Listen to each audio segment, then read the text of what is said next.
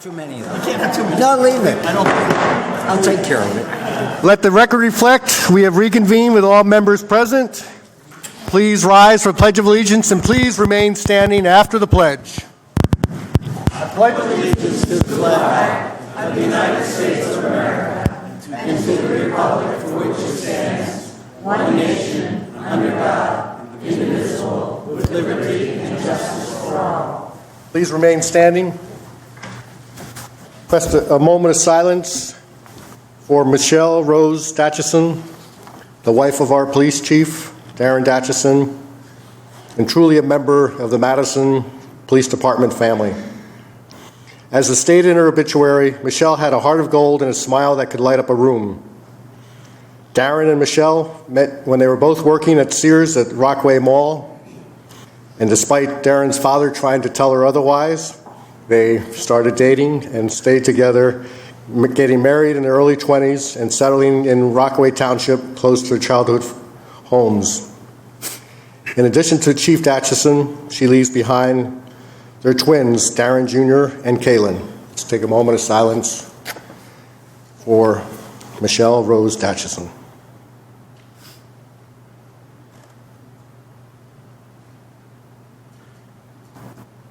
Thank you.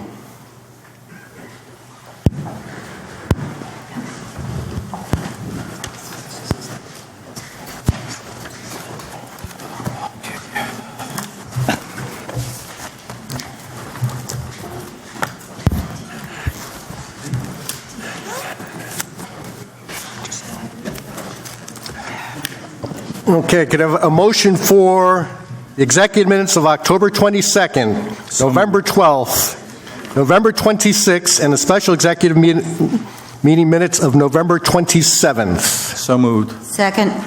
All in favor? Aye. Okay, a motion for the regular minutes of October 22nd, 2018. So moved. Second. Any corrections or discussion? All in favor? Aye. A motion for the regular minutes of November 12th, 2018. So moved. Second. Any discussion, corrections? All in favor? Aye. And a motion for the regular minutes of November 26th, 2018. So moved. Second. Any corrections, discussion? All in favor? Aye. Welcome all. Couple of announcements and then a couple of great proclamations to do. Just as a reminder, this is our last meeting of the year. We wrap up yet another year. Our reorganization meeting is set for January 2nd at 7 p.m. And we'll be honoring our outgoing volunteers who serve on our many committees. And of course, we'll also be recognizing Ben Wolkowitz for his 6 years on the council. We will miss you. And to administer the oath of office to Austri Bailey on our re-election, and Deb Cohen as coming on to the council will be our Lieutenant Governor, Sheila Oliver. So please be here to welcome our Lieutenant Governor. As we had the moment of silence for Michelle Datchison, I want to share many thanks to the support of so many police departments I couldn't even begin to name them. Those that provided support back here in Madison, including for the lighting of the memorial last Wednesday. We had the Sheriff's Department covering safety there. The police departments that escorted the family and provided the processional support throughout the services last Thursday. It really shows the support that police give each other, and as I said, the extended family they have.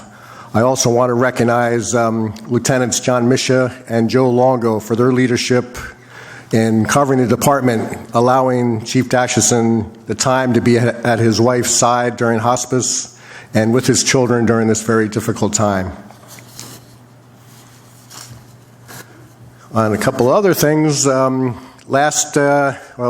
November 22nd, Drew University was a host to Shared Services Symposium, And it was led by our shared services czars, Mayors Jordan Glatt, he's former mayor of Summit, and Nick Platt of Harding. And it was my honor to introduce the keynote speaker, Governor Phil Murphy. And I was there able to share the fact that they picked a great location for their symposium, because here is the heart of shared services. Just a reminder very quickly of the shared services, and this is only a partial list. One of the oldest in the state, our sewer treatment plant with Chatham. Our 5-town joint court, which is a model for joint courts throughout the state. Building code with Chatham Borough, our health department, tax assessment with Milburn, IT services with multiple towns. And then there's also partnerships that we have developed that maybe don't necessarily save money, but provide quality of life improvement. And the greatest one has gone for more than 40 years is Project Community Pride, providing mental health services and counseling for youth and families. And it's an honor to mention our Employee of the Month for December is custodian Lou Amarato, who for his dedication and commitment when he stopped by the building each day over Thanksgiving weekend while the building was closed to confirm that the boilers, which were repaired the day before the holiday, were up and running and building's heating system was working. As we went into the Thanksgiving weekend, staff had to be asked to come in with coats for the day since the boilers had gone down, and obviously we would not have wanted to have this building through that very cold weekend without heat. So if you see Lou, please thank him for his extra effort on behalf of everyone in this building.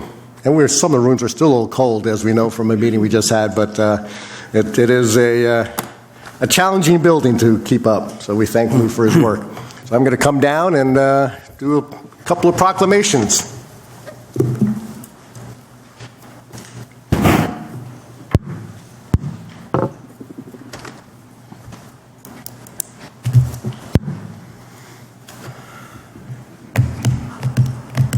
Members of the Historic Preservation Committee, please come up and join me.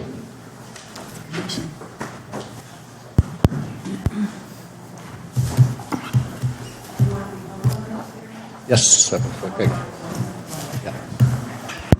And Janice Davey and Barry Kisman, please come up.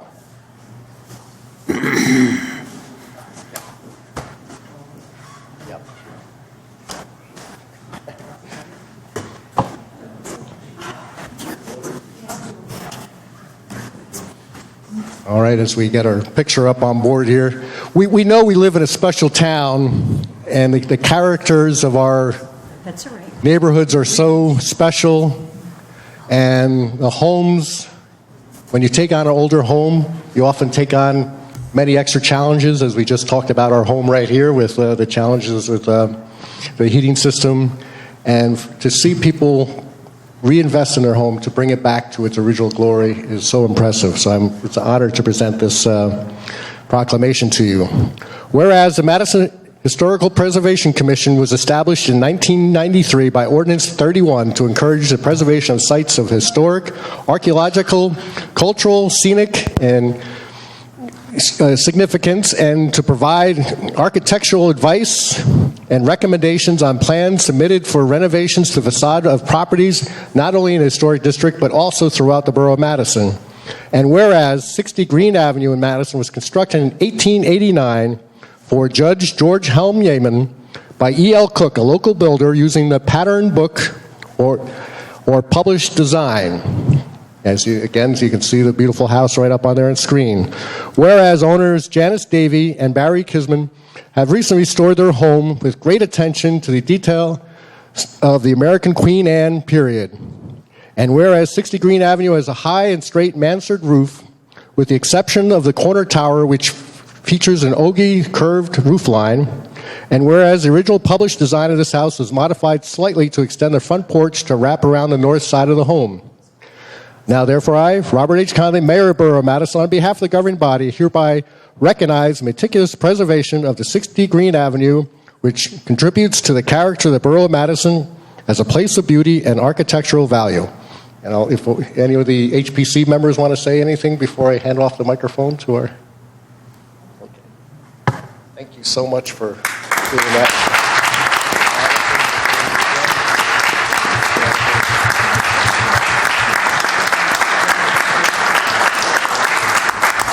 Like to say anything? Thank you. Well, Janice and I worked very hard on this project, and we wrote out a lot of checks to the various contractors. So it's just very nice to be recognized, especially by this wonderful town. So thank you.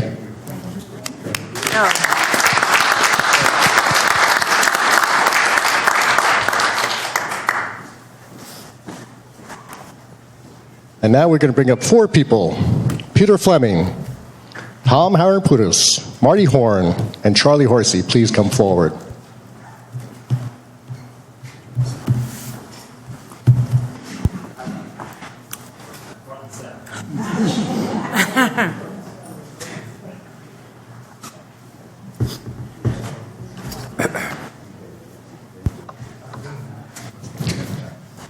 And if you don't mind, I'm going to skip the first whereas because it's the same as the last proclamation. Whereas Bottle Hill Tavern is located at 13 Waverly Place in a 19th century building in downtown historic district, and whereas owners Peter Fleming, Tom Howard-Putis, Marty Horn, and Charlie Horsey decided to celebrate the great history of the Borough of Madison by renaming the recently purchased establishment after the original Bottle Hill Tavern, which was built in 1812. And whereas renovations to 13 Waverly Place, including removing the 1970s facade and returning the exterior to its original design by merging the 2 storefronts into one and adding gas lanterns on either side of the replaced front door. Now, therefore, I, Robert H. Conley, Mayor of Borough of Madison, on behalf of the governing body, hereby recognize the renovation of Bottle Hill Tavern, which contributes to the character and identity of the Borough of Madison, a place of beauty and architectural value. And there's the crew right there in front of the beautifully done Bottle Hill Tavern. And this is as mentioned in the proclamation, a twofold. One, the great design that is reminiscent of the original look, but also a town that was originally known as Bottle Hill. It is great to have our tavern back again. So thank you very much.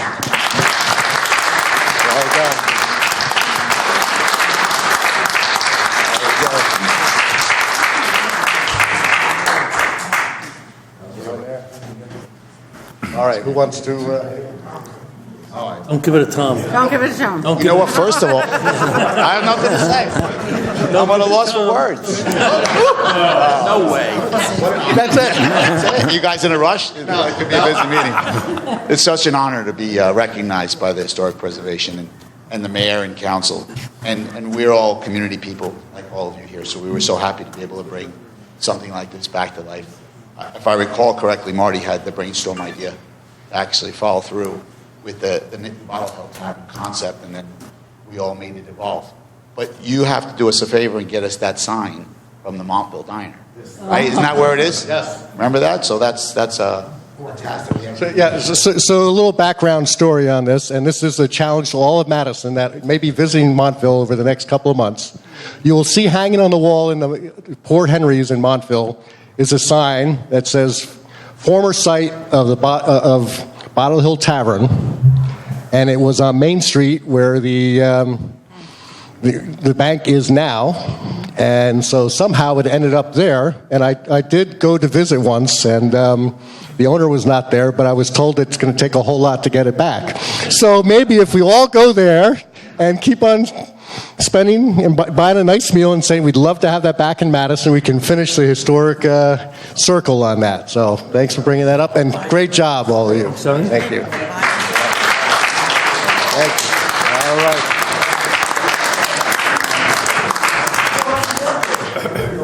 And again, I want to recognize the work of the HPC for their dedication in preserving Madison. Thank you so much. I didn't know Joe Rhodes was on the HPC.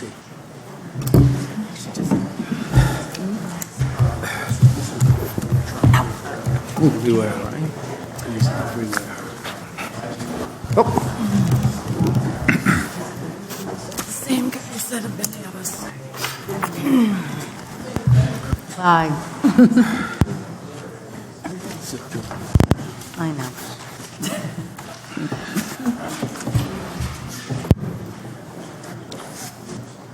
All right, reports from committees. Health, Council President Rowe. Thank you, Mr. Mayor. First, the Health Department's annual free rabies clinic was held this past Saturday at the Public Works Garage.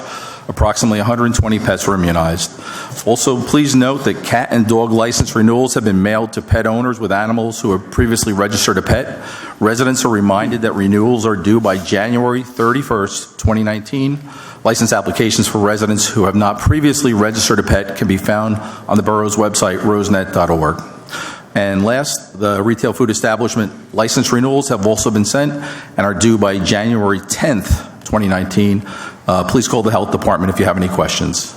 And second, on a personal note, this is our last public meeting of the year and the last one where I will serve as council president. I'd like to thank my colleagues for allowing me to serve as the leader of the council for the past year. I hope I lived up to your expectations.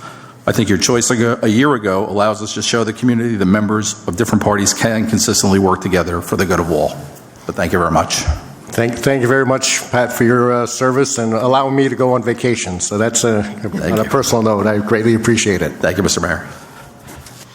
Public Works and Engineering, Ms. Vitale. Thank you, Mayor. I just have one report tonight, and it's from engineering. Everybody has been looking at the work that's done on Central Avenue. So the milling work was completed actually last week, and it's under contract with the County of Morris. So paving on Central Avenue was initiated today, and it's expected to be completed this week. If the temperatures will be above freezing during the day, rain is possible Friday. They don't pave on rainy days, hopefully. Public Service Electric and Gas Company continues responding to gas service problems, many on newly paved municipal roads. So that's a problem for us. Ray Palmer Associates Incorporated have been working on site on Well AB treatment plant on building improvements, including the roof, the wall, and the ceiling replacements. That's all, Mayor. Thank you. And Finance and Borough Clerk, Ms. Bailey. Thank you, Mayor. The Division of Local Government Services has issued guidance on statutory budget deadlines for 2019. As in years past, the municipal budget must be introduced by March 29th or at the next regularly scheduled meeting of the governing body. As per state statute, the budget will then be advertised, and then there must be a minimum of 28 days between the introduction and adoption so that the public has ample time to review. This year, we are expecting to have the budget presentations at the next 6 council meetings. We then plan on introducing the budget on March 25th at the regularly scheduled council meeting. A hearing and vote for the adoption of the budget is then scheduled for April 22nd, again at a regularly scheduled council meeting. As permitted by the New Jersey Local Budget Act, the council will pass a temporary budget via resolution at our reorganization meeting on January 2nd. Passing a temporary budget and then holding budget hearings in January, February allows newly elected officials like my running mate, Deborah Cohen, to be involved in the financial future of the borough. Residents are encouraged to visit the annual budget process page on Rosenet for more information. And then from the purchasing department, the administration has notified the borough department heads that December 7th was the last day for purchasing and that recreations must be input by that date. The system will be closed until early January for maintenance, updates, and to perform the annual rollover process. Thank you, Mayor. Thank you. And with his last report, Mr. Wolkowitz with Public Safety. Thank you, Mayor. You didn't mean the last report. Right. You just meant my last. Yeah, your last report is like Not so fast. During the month of November, the fire department had 86 calls, 13 of which were general alarms, 14 still, 23 investigations, and 36 medical calls. On Thursday afternoon, November 29th, the fire department responded to the Hall of Science building at Drew University for, quote, a strange odor in some of the labs and classrooms. The building was evacuated. No occupants of the building were ill or injured. Madison Fire Department was assisted by the Whippany Fire Department hazmat team. So I don't know if they ever figured out what was smelling, but everyone was just fine. Thank you. And Community Affairs, Ms. Byrne. Thank you, Mayor. Despite all of my promises at the last meeting, I am back. Thank you, everyone. It was really nice. All the flowers and calls and notes reminded me again that I'm part of a very big, loving community. Not too much from Community Affairs. The Senior Center is working to reconstitute the Senior Citizen Advisory Committee as they're hoping that it will merge functions with the Friends of the Senior Center, become a fundraising entity and a programming entity.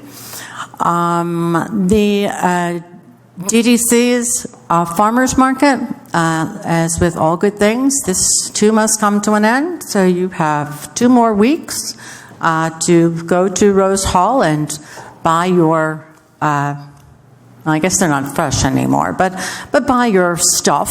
I have been told that the soup man, and I can tell you that soup is really good because I've been living on it for the last week and a half. He will be there to take orders. And actually, a lot of the vendors have websites, and so you can continue to shop at the Madison Farmers Market even when we're not there.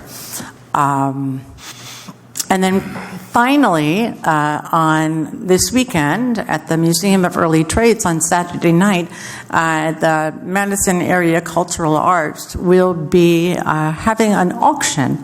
If you recall, during the summer, there were beautiful pieces of artwork decorating downtown, hanging from poles. These pieces are always put up for auction every year. It's a lot of fun. I hope you will all come because I am running out of wall space. So they really are. They're incredible pieces of art, and you can get them for incredible amounts. And everything, all of the proceeds either go to the artist or back to NACA. So it's really a good cause. And also, if you're looking for Christmas gifts, Dress for Success will be having their annual holiday sale. And I have it on good authority that there are Kate Spade bags that will be there.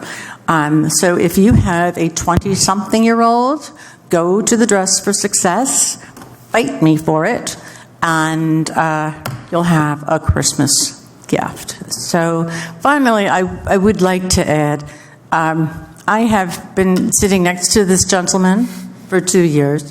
What you don't know is that I bug the crap out of him because I call him all the time with questions, most of them, all of them that he can answer. And I can only tell you that if I have been an effective council person, it's because of the counsel of Councilmember Ben Welkowitz. So thank you. That's very nice of you. Thank you.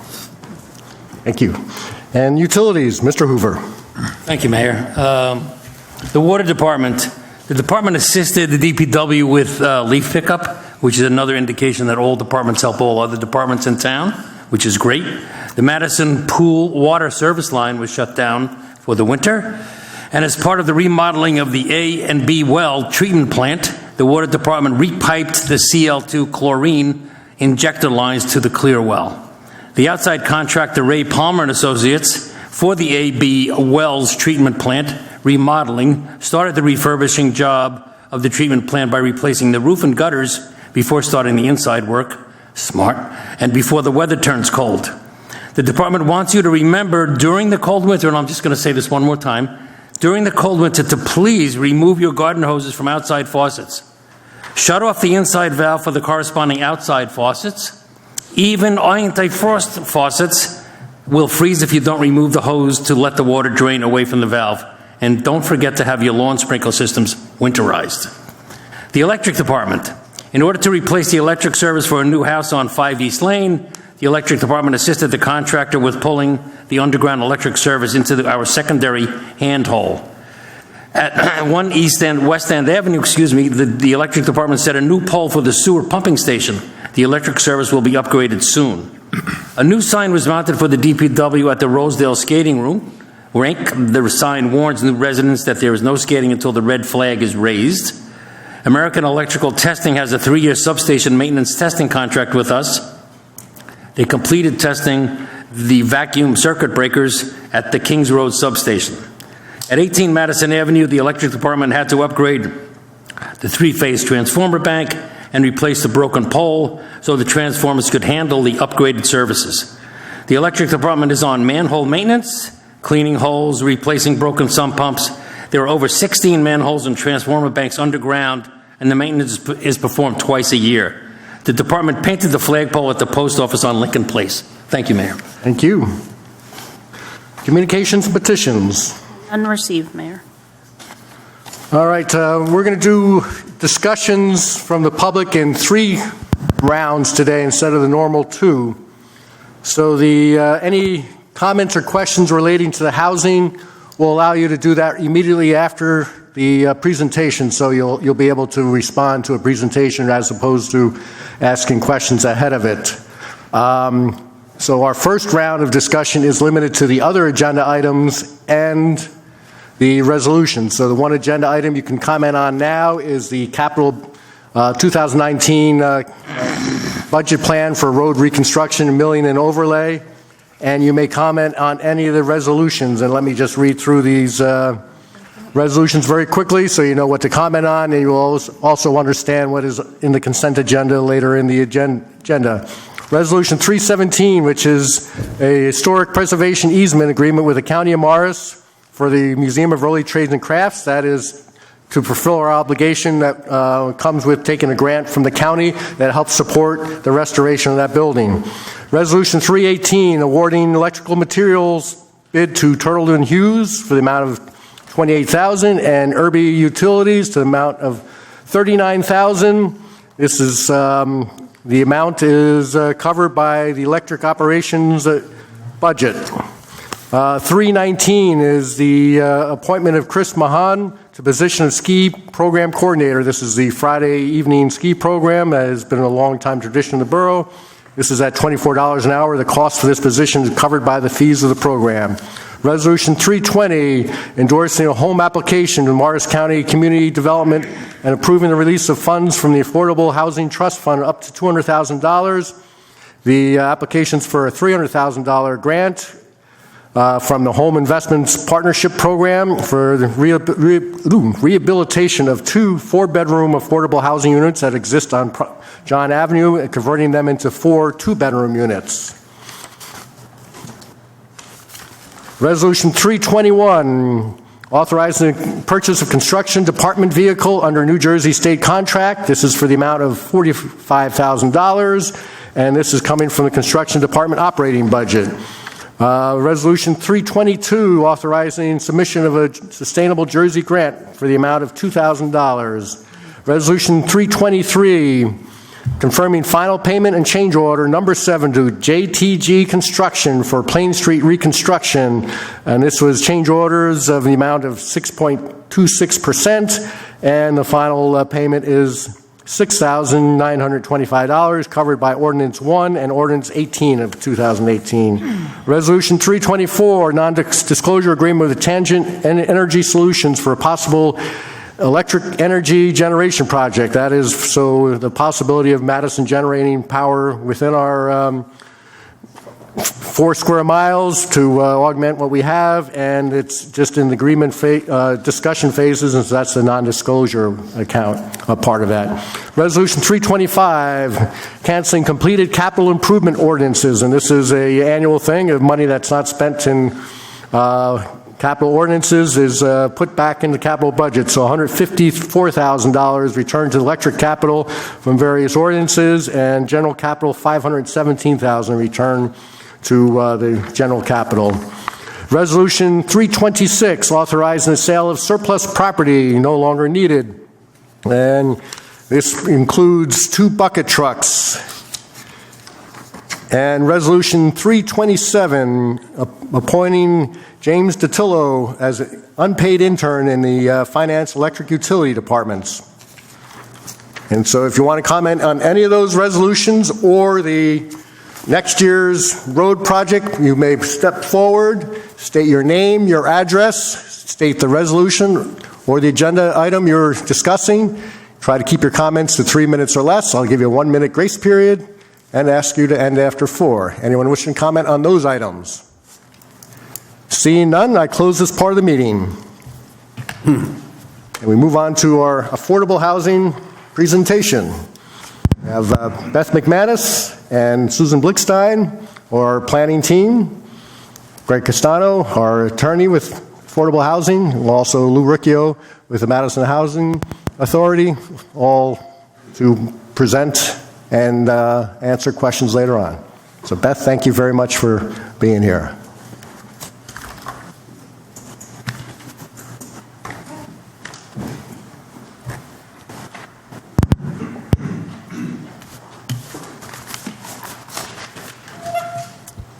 So first I want to say thank you very much to everybody. My name is Beth McManus. I'm a planner at Kyle McManus Associates. I've been working with the Borough over the last few years on their affordable housing issue. And I'm here joined this evening with Susan Blickstein, the Borough's planner, and she's also going to help with the presentation. We'll also hear from some of your other professionals as well, including Lou Riccio. So with that, let me just start at the beginning, but I won't take too long in going through the very long and tortured history of affordable housing in New Jersey. But I think it's important for everybody to understand that all of this started not yesterday, not in 2015, but all the way back in 1975, when we first had what's referred to as Mount Laurel I, and that was a New Jersey Supreme Court decision that essentially found that that growing municipalities have a constitutional obligation to provide opportunities for affordable housing construction. So that was 1975, and it was based on a situation in literally Mount Laurel Township where they were found to be exclusionary against low and moderate income housing construction. That case was followed up in 1983 with the Mount Laurel II decision, and that case really better defined the Mount Laurel I decision. Instead of just stating simply, towns have this amorphous obligation to provide opportunities for affordable housing, it said more specifically, municipalities have a certain obligation. They have a number of affordable housing units that need to be provided, and there was more specificity put in place about how to calculate that number. What that led to, in addition to simply identifying how towns generally should determine their affordable housing obligation, it led to a lot of litigation across the state as developers were suing towns for not providing affordable housing, and those cases were all over the state throughout our superior courts. As a result of that chaos, we had the Fair Housing Act in 1985, where our state legislature stepped in and put together a process in order to really streamline and help folks better understand what they need to do to be constitutionally compliant. The main thing that they did through that Fair Housing Act is they created the Council on Affordable Housing, and this is, or perhaps was, as you'll hear in a moment, the state agency that did a number of things. They identified or they calculated municipal affordable housing obligations. They set forth the rules for how they could meet those obligations, determined if municipalities complied, and then provided some administrative assistance to the towns. And they did so beginning in 1986, generally through 2014, and at least through 86 to 1999, it worked relatively well. It wasn't perfect, not everybody was happy, but at the end of the day, we had a state agency that produced rules, produced numbers for towns, they produced rules, and they reviewed housing elements and fair share plans that municipalities submitted to them. And it worked relatively well. Things went off the rails, if you don't mind me saying, in 1999, and that is when our third round started. And I'll go through what these rounds mean, but in 1999, COA should have put forth new affordable housing rules.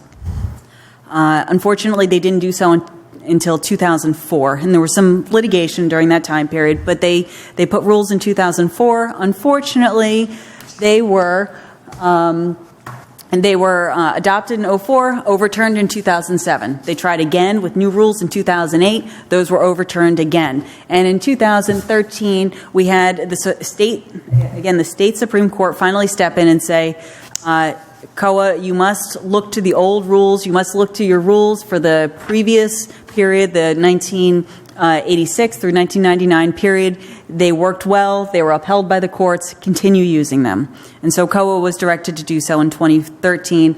Unfortunately, that didn't go very well. COA attempted to follow that guidance, got very close to adopting new rules, but were ultimately unable to.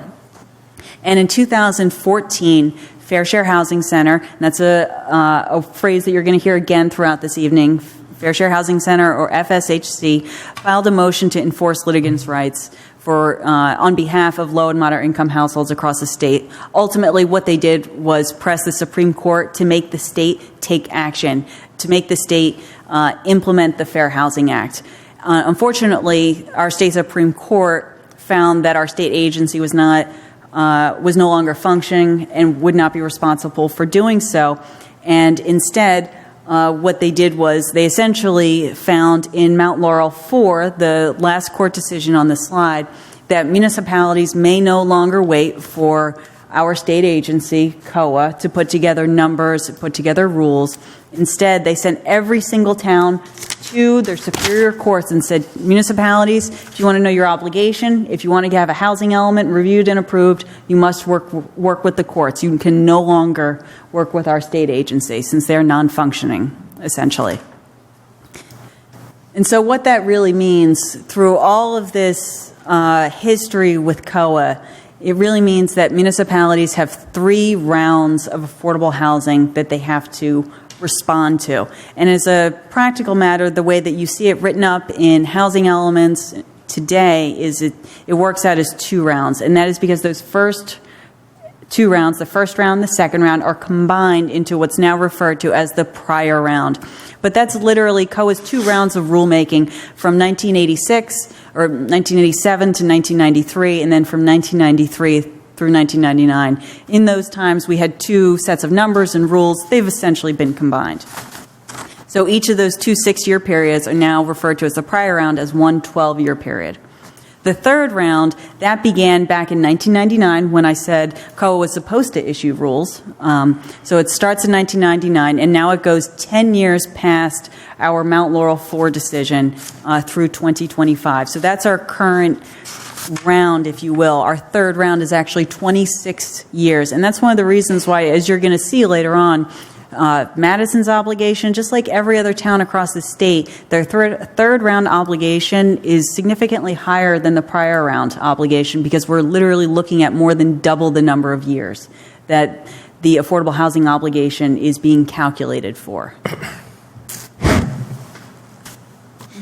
And so for New Jersey, if you keep hearing me say towns that submit the housing element and fair share plan for review and approval, those towns that participate in this process are the participating municipalities.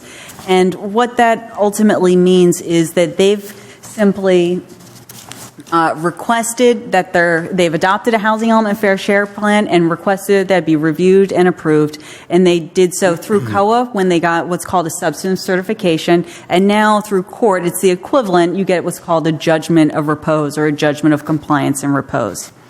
Those towns that do not participate are very creatively named here, non-participating municipalities. And those towns are potentially subject to what's referred to as a builder's remedy. And that is a particular type of litigation that we have in New Jersey. It's also called exclusionary zoning litigation. And that's an instance where most often a developer will sue a municipality stating that this town is exclusionary. It is excluding low and moderate income households. And they do so with a remedy in mind. That remedy is that the developer is offering to provide typically high-density housing with a portion of the units being affordable. That portion is typically 15 or 20% of the total number of units are affordable. The other thing that characterizes every builder's remedy site or proposal is that the density, the intensity is simply too high for the municipality. So builder's remedy litigation that might occur in, say, Sussex County looks very different than it might occur in Bergen County. Just simply the housing market is different. But In every case, the thing that ties those projects together is that the intensity, the density of housing is simply too much for the towns. It's a different housing type. Maybe it's multifamily versus townhouses, or townhouses versus single family. The buildings are too tall. There are a variety of measures that town might use to say that the intensity is too much.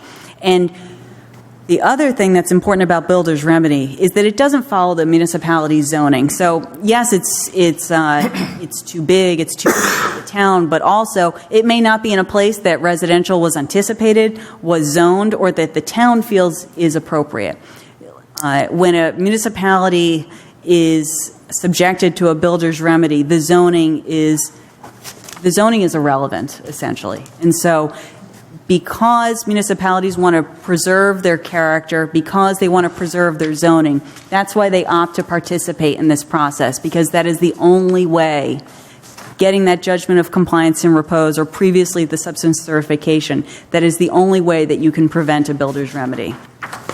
And the other thing that's important is builder remedy sites do not necessarily come in the obvious location. So perhaps everybody's thinking about a piece of open space that might be available for a developer thinking about this, but it's not always the obvious piece of farmland or undeveloped piece of woods. An example that I can give is in a built-out shore community where there was an operational marina that was profitable, and that site was a builder's remedy site. And in that situation, the municipality spent roughly $750,000 fighting the builder's remedy that was ultimately awarded to the developer. The developer actually walked away from the project after all that money and all that fighting.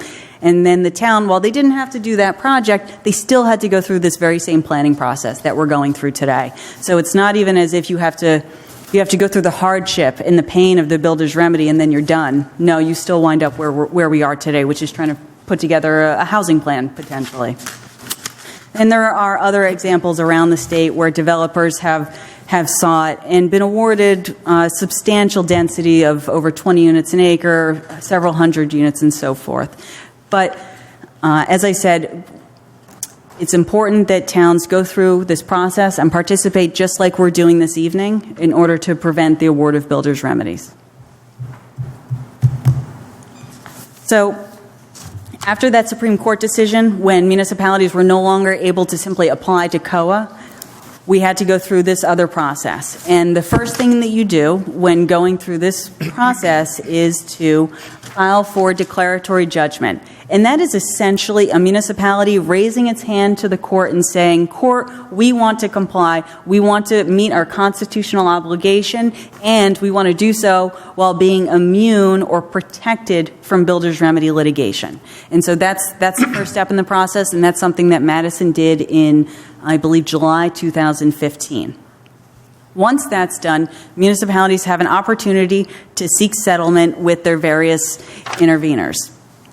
There are two types of interveners in at least one type of intervener in every case, and potentially two types. The first type is Fair Share Housing Center. They are an automatic intervener in every single municipal declaratory judgment action. Because of their participation in that 2015 case that was the Mount Laurel Ford decision, they pressed the Supreme Court to force the implementation of the Fair Housing Act. Because of that, they're an automatic intervener and at the table to every municipality's declaratory judgment action. And so what they offer municipalities is the opportunity to settle with them, to settle on what their affordable housing obligation is. And as we're going to talk about, Fair Share has developed their own calculations. So municipalities have the option to settle with them with some version of the third round obligation that they've calculated, as well as addressing some of the preliminary compliance measures.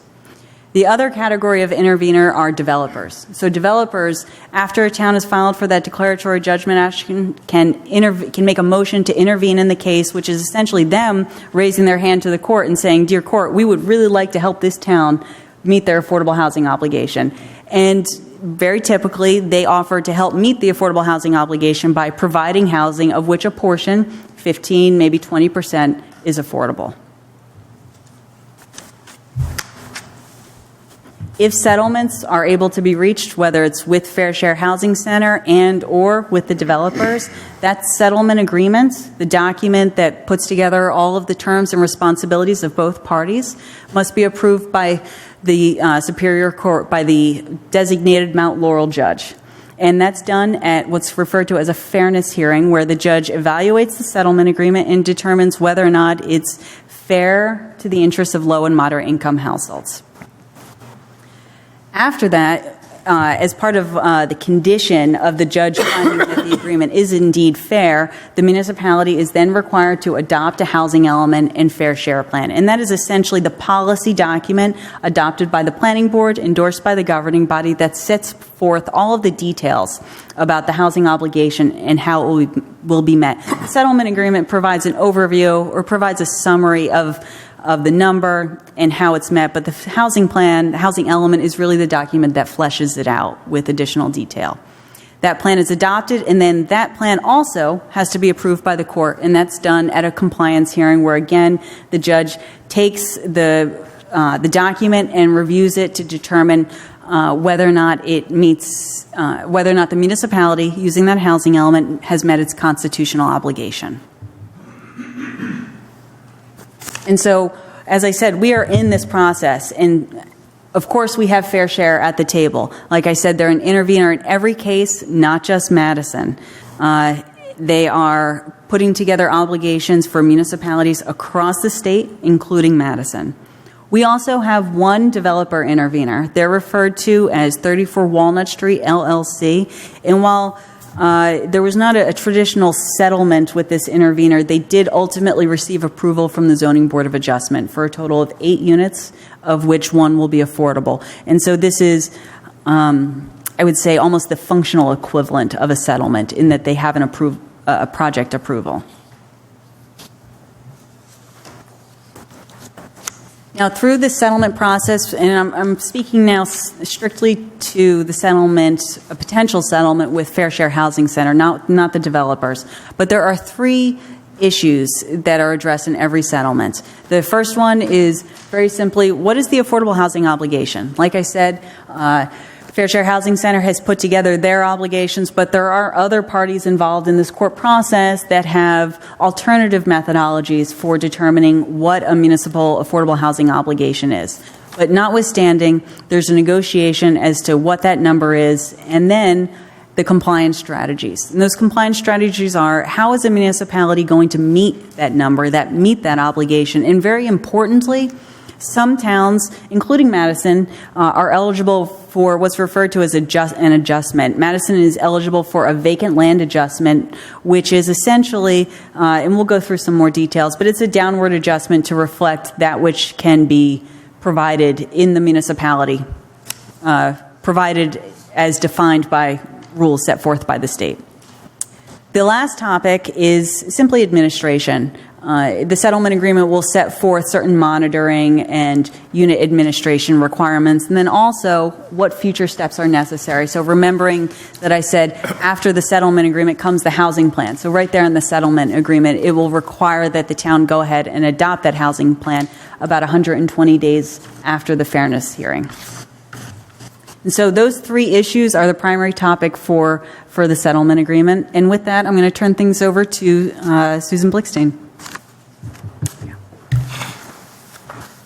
I'm going to try to summarize what Beth just said with one slide as best I can, which is to say that, as many of you know, Madison has a long history of providing affordable housing and participating in prior COA rounds. And so what you see behind me is sort of a streamlined or summary version of the history and the status. The borough received second round substantive certification, in other words, approval, from the then Council on Affordable Housing in 1995 for its plan, and extended approval in 2005. The reason for the extended prior round had to do with the hiccup in rulemaking, and so they extended the prior rules a little further out while that was supposed to be sorted out. As Beth noted, it never quite got sorted out.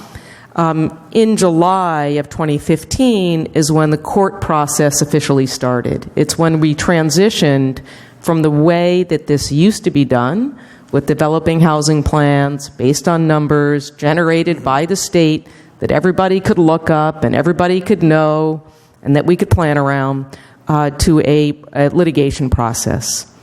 As part of that process, to get that process started, the borough submitted a draft plan to the court, and we did, as Beth noted, have one intervener in addition to Fair Share Housing Center at that time. That intervener is no longer participating in the litigation as of this fall, but we certainly are still working with and in discussions with Fair Share Housing Center as part of the litigation, since they are an intervener in everybody's cases throughout the state. And that has occurred really in the last year, between 2017 and 2018. I think that, okay, I guess I'm using, there is the projector. This was a mystery to me until right now. Point at the computer. Point at the computer. I think I can point there. I'm going to let Lou give the history a little bit of the Madison Housing Authority and the Madison Affordable Housing Corporation, which have been the primary mechanisms through which the borough has produced and continued to maintain affordable housing. And let Lou do that himself. Thank you very much. Good evening. Madison, as everyone knows, has a long tradition of providing affordable housing. Back in the late 1960s, several members of the community got together and said, we need the microphone. We need to provide affordable housing for our residents, that there's really a need. And in 1972, the Borough Council adopted an ordinance and created the Madison Housing Authority. The Housing Authority hired an executive director in 1981, and since that time, they have been developing affordable housing on 13 different locations throughout the community. In 1983, they opened their first affordable housing on 4 sites. The Housing Authority always had in the back of their mind to create housing that was scattered throughout the community, that no one location should receive all of the affordable housing, not one neighborhood. So the first 34 units were developed on Belmont Avenue, on the corner of Park and Elm Street, on Community Place, and on John Avenue and Station Road, that corner across from the municipal garage. Several years later, the governing body said, there's a real need for affordable housing for our elderly. Our residents in town are getting older, and some of them can't afford any longer to live in town. Can we provide them with some affordable housing? In 1985, the Housing Authority was lucky enough to receive a grant from the federal government and open the Rexford S. Tucker Apartments on Chateau Thierry Avenue, which houses 80 families, all elderly, 62 years and older. Continuing along that same line, Drew University was interested in building some affordable housing for their residents and their staff, for their students and staff. And they approached the Housing Authority at the same time to assist them get through the planning process. The Housing Authority assisted Drew University.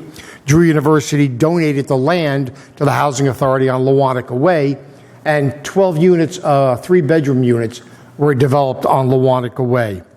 At the same time, the Housing Authority was looking at doing other things. The funds from the federal government were drying up rapidly, so the Housing Authority had to look for alternate sources of financing. And one thing we recognized was that nonprofits were getting all the money. Housing authorities were still looked upon as 100% government subsidized, and they were not receiving any of these grant funds from foundations and other entities. So the Housing Authority formed the Madison Affordable Housing Corporation in 1992. And in 1992, we received our first grant from the Federal Home Loan Bank and built 12 units of senior housing at 44 Cook Avenue. Continuing along that same line, we decided that there was a need for additional family housing. We looked around the municipality, and there was a homeowner who owned a business on Park Avenue, and he was willing to sell. He had told the mayor at the time, Don Capon, that if the Housing Authority gives me my price, I'll sell it to them. We made a deal with the owner, and we purchased the property and built 8 2-bedroom units on 80 Park Avenue. We continued along this same line, developing additional units. The nonprofit, the Madison Affordable Housing Corporation, purchased borough-owned land on the corner of Cook Avenue and Central Avenue.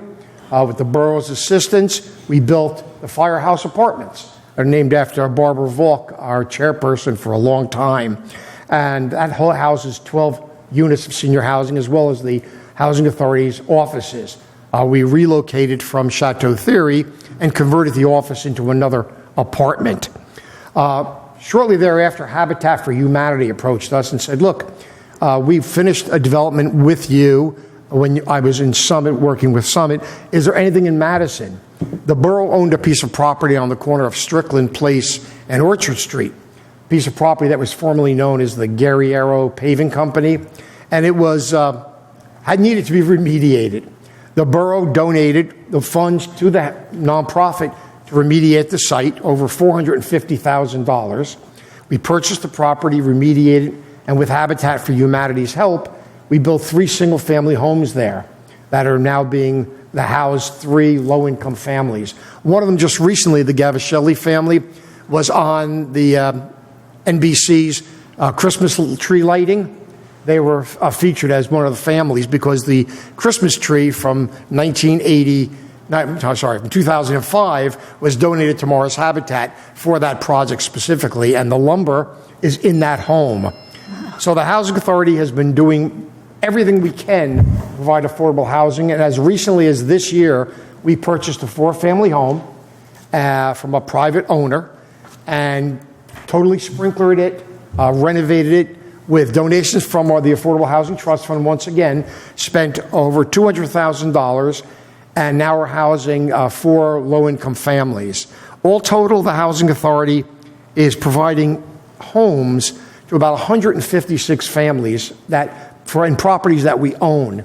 In addition, we have a rental assistance program, which unfortunately doesn't assist us in our obligation because it's not recognized as being permanent housing. We also are helping about 150 other families pay their rent in Madison. So the future may seem dim to some people. To us, I see an opportunity. I think in the future, what we're going to do is continue to investigate where we might be able to assist the borough developing affordable housing.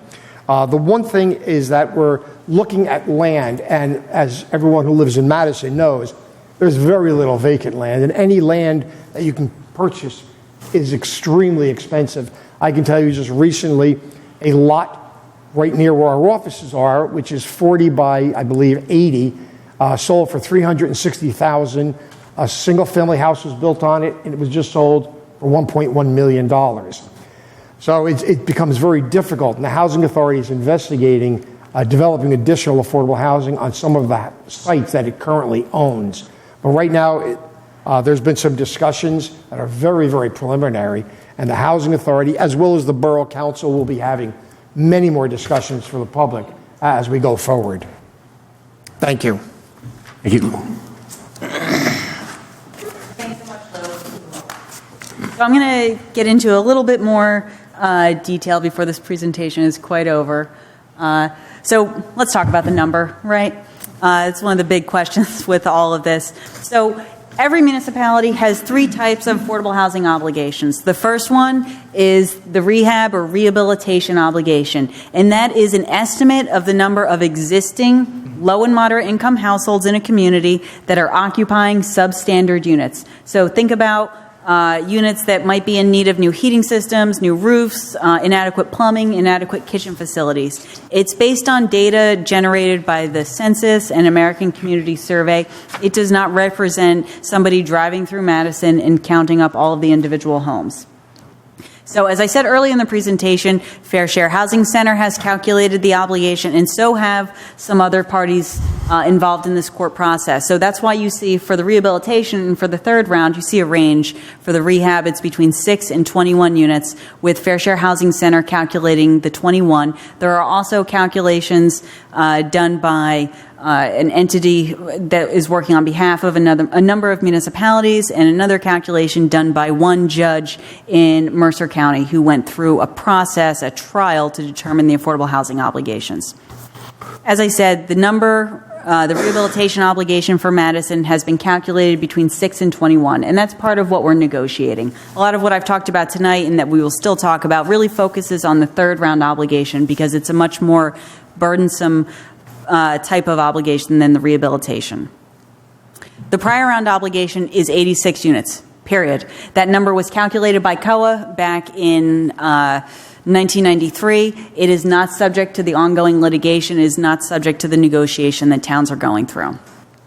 The third round obligation, the important number, this has been calculated for Madison as being between 227 and 1,065 units. So again, that 1,065 has been calculated by Fair Share Housing Center, just to give folks a sense as to where that party is coming from.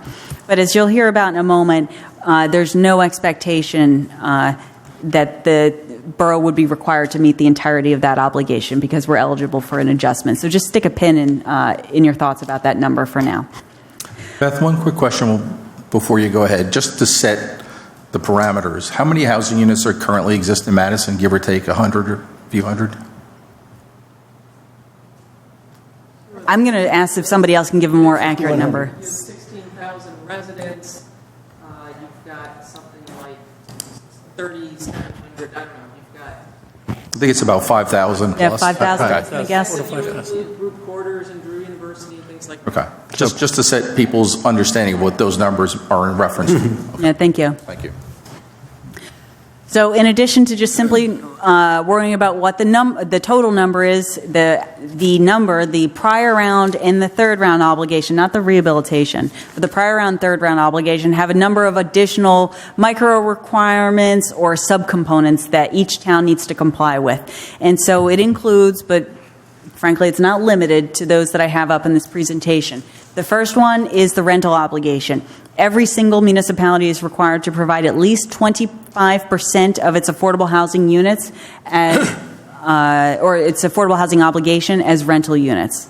Additionally, not more than 25% can be reserved for seniors, for any deed restricted to those 55 years and older. Also, there are certain income requirements. So I talk about low and moderate income households. They're actually defined pretty specifically, with moderate income being 80% of median income, low income being 50% of median income, and then within low, there's actually the very low income obligation. Very low income obligation may not be less than 13% of the municipality's affordable housing units. At least those were developed post 2008, the low-income obligation must be 37% of the total obligation, and then the remaining may be moderate income. But what that ultimately works out to be is 50% low and 50% moderate. In addition to the income distribution, we also have to worry about the bedroom distribution, such that there's a specific requirement for a mix of 1-bedrooms, 2-bedroom, and 3-bedroom units. Specifically, not more than 20% of the units, non-senior units that is, may be 1-bedroom, and a minimum of 20% must be 3-bedroom, and then the remaining, or at least 30%, must be 2-bedroom. So there's got to be that mix of 1, 2, and 3-bedroom units to make sure the affordable housing is available for families and households of all sizes. So I'm going to address quickly how this town can meet its rehabilitation obligation and its prior round obligation. Quite frankly, it's relatively easy and straightforward. The rehabilitation obligation, again, I said that's between 6 and 21 units. That can be met through participation in the Morris County Housing Rehabilitation Program. This is an existing program they run for municipalities throughout the county, and it allows for eligible households to simply apply to their program for rehabilitation. So if you're a low-income household in need of a new roof, for example, you can apply to the program and receive a loan in exchange for a certain period of your home being reserved for occupancy for low income or moderate income. Additionally, the municipality will have to set up a rental rehabilitation program that will most likely be required as well, and that's required throughout all of New Jersey, as the county programs throughout the state are actually only open to homeowner units, but COA's rules and now this court process require that municipalities also provide a supplemental rental program as well for rehabilitation work. The prior round obligation, again at 86 units, is fully satisfied. And that was met with existing affordable housing that the borough built largely through the Madison Affordable Housing Corporation, the Madison Housing Authority, to fully meet that obligation. In fact, we have a total of 174 existing units and bonus credits that we're eligible for to not only meet the prior round obligation, but actually carry quite a bit over into the third round. And so with that, I'm going to turn things over to Susan once again to talk a little bit about how we're going to handle the third round, at least preliminarily.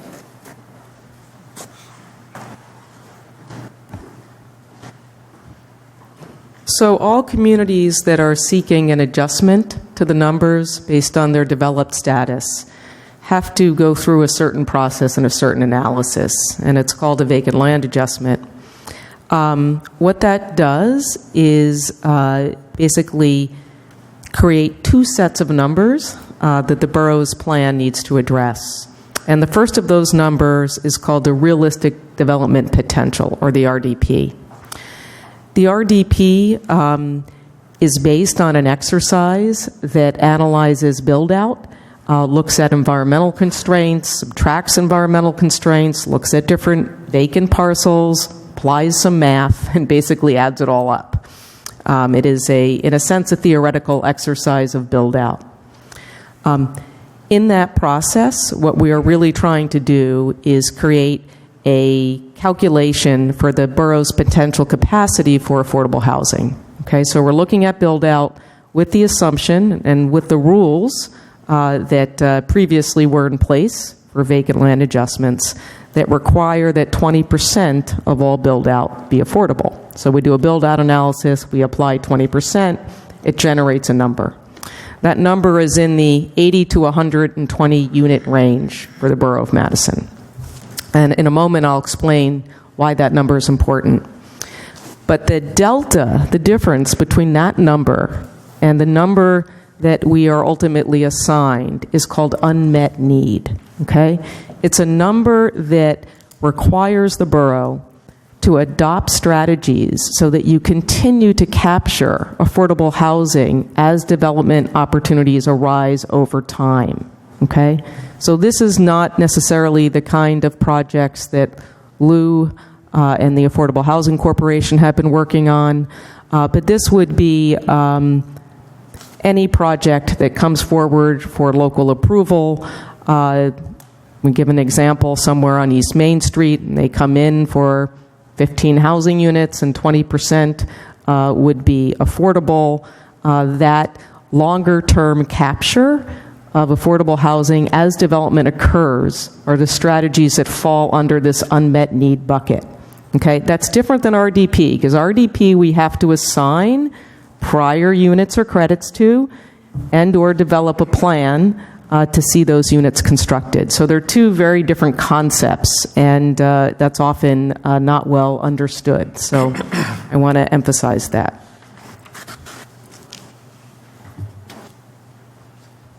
So the way that that feeds in to satisfying the third round number is that we look at prior round surplus units as the first thing to carry over to address the realistic development potential. Those units already exist, and we ensure that they're properly restricted and comply with the rules so that some of that obligation can be met with existing units.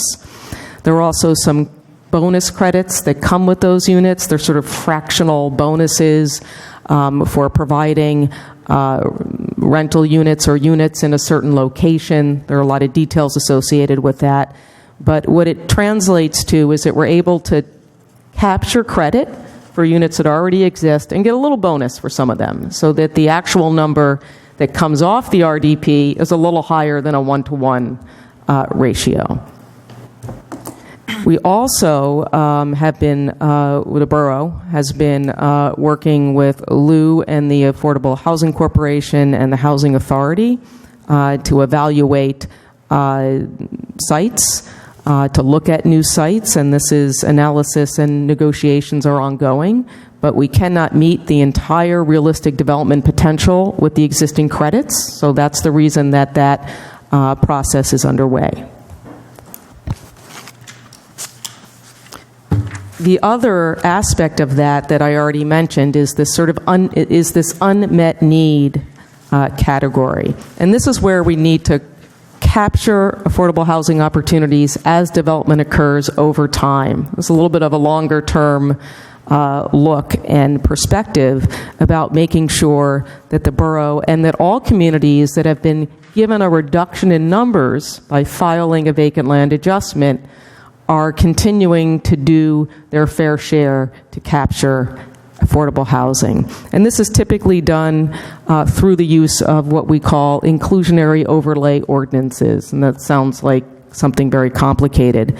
But essentially what it is that it is an additional zoning option that is afforded to properties in certain locations on the zoning map that require that when housing is constructed, that 15 to 20% obligation is provided for. Typically, you see overlay zones in areas in and around downtowns, along commercial corridors, and on underutilized properties. Okay. The other approach to satisfying unmet need that you tend to see a little less frequently is what we would call by right zoning. That's just changing the base zoning to begin with. That's certainly something that is feasible to do to meet unmet need. There are also communities that have adopted strategies and programs to provide accessory apartments under certain rules and criteria under which they could be designated affordable units. So those are just some of the examples in the way that unmet need strategies are typically approached and developed for communities.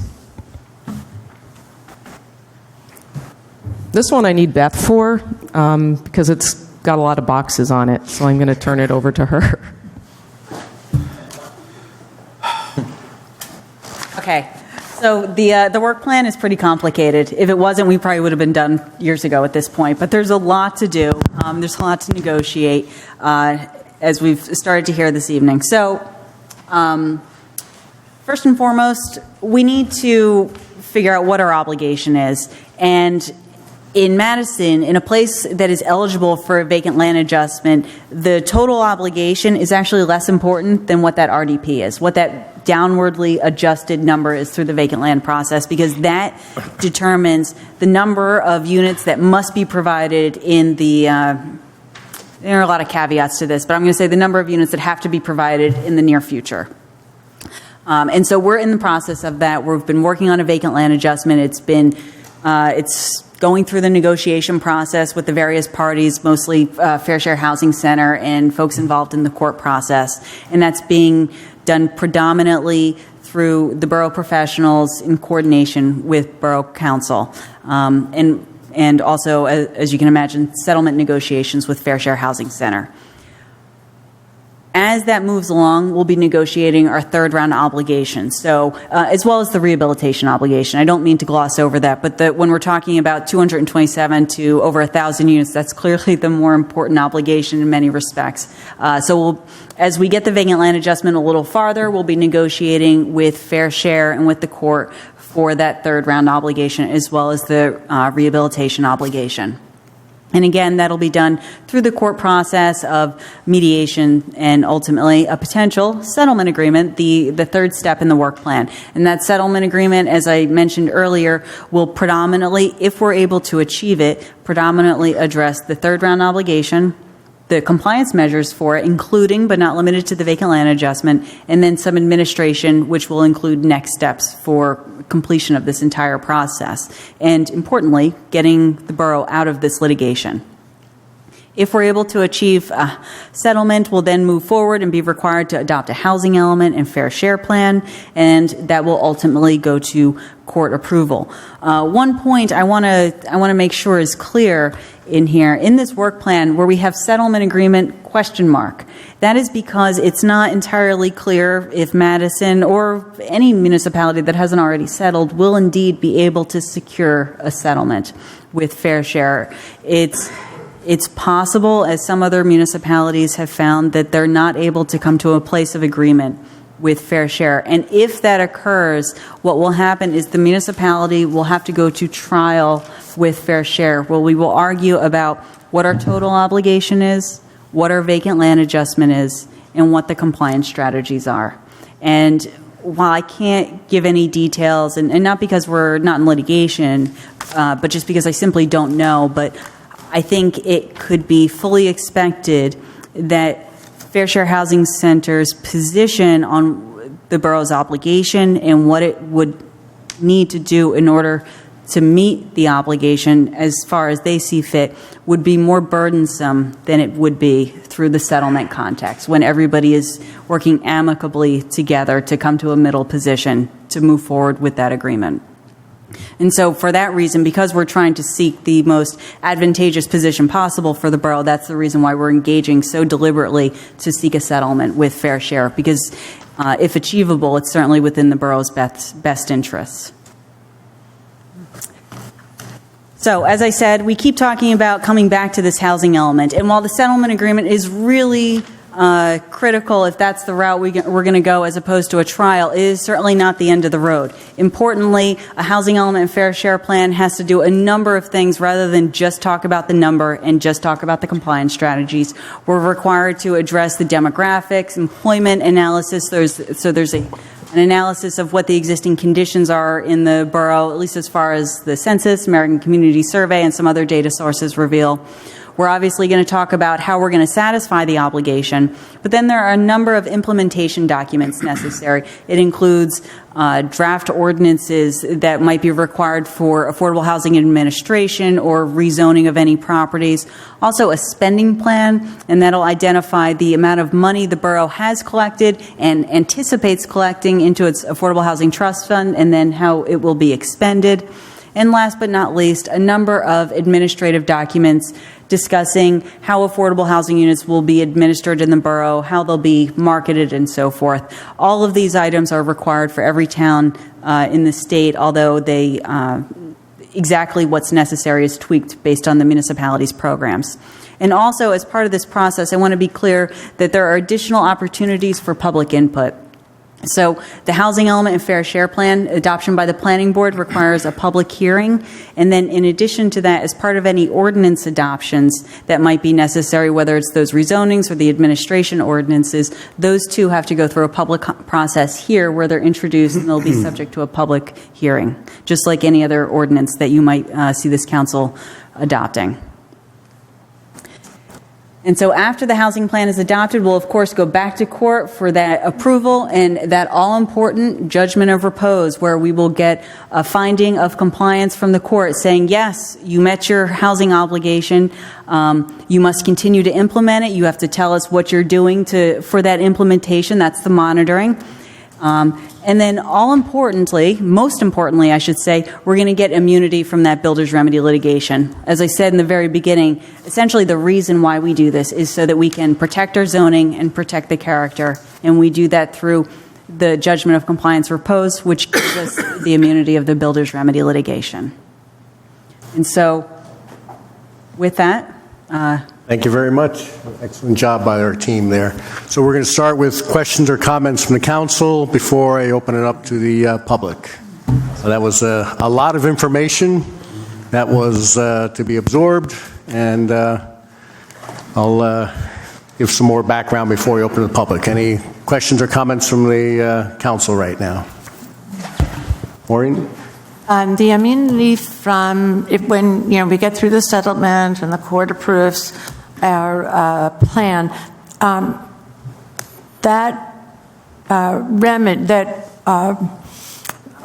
whatever we're calling it, I'm sorry, that immunity only lasts through 2025? Yes. So if you heard me talk about the third round, it goes through 1999 through 2025. Unfortunately, no municipality is able to get that immunity beyond 2025. Now, what will happen is maybe we'll have a state agency that issues numbers, or perhaps we'll be in, I'd like to think, a more efficient process similar to what we're in now, but there will ultimately be a fourth round obligation that will be issued for then a 10-year period from 2025 through 2035. Okay. Pat? Yeah, I guess just one comment on that. hopefully by then there will be a new COA. Let's hope so. We had hoped with the change of administration this year that the legislature and the governor would reenact COA. Governor Christie had essentially let it wither on the vine to the point where the courts overrode them. But that did not happen, so that's why we, as municipalities, continue to have to struggle with this each individually. And it's a very valid point that I think the court would prefer not to be the administrator of the housing plan, but in light of nothing else, they have taken it on until the state reinstates COA or a similar operation will be in this endless loop in a way. All right, as I open it up to the public, again, this was a lot of information, which I understand was probably very, very difficult to completely absorb. You didn't see any specifics as far as sites or anything like that, as was mentioned by Lou Riccio. Our plan would be to follow what we've done before, scattered site, but it's going to be different than before in that we need to look at sites that are already within our control. As Lou pointed out, the cost of land has gone up quite a bit from when the scattered site housing was first established, so that we will be looking in that direction. Beth pointed out again, there'll be many more hearings, including the full layout of the plan. Once we know what our obligation is, then we will come back with a meeting open to the public and share what the plan is to meet that obligation. You'll hear to go through the planning board, and every ordinance would have a hearing. So there's a lot more to come out. And step one is getting to the settlement finish line. For those that want to comment, again, quick guidelines on how, if you haven't been here before, just as I said before, come up and state your name, your address, write the same on the clipboard.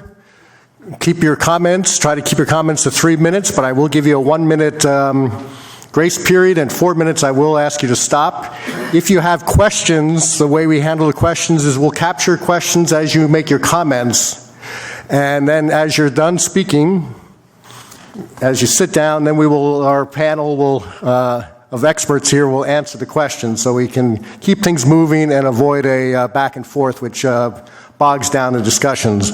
And Lou, what might be helpful, just in case some are related to you, if you want it, we'll get another chair, we'll give you a wireless, and that way we can make this as easy as possible without going back and forth.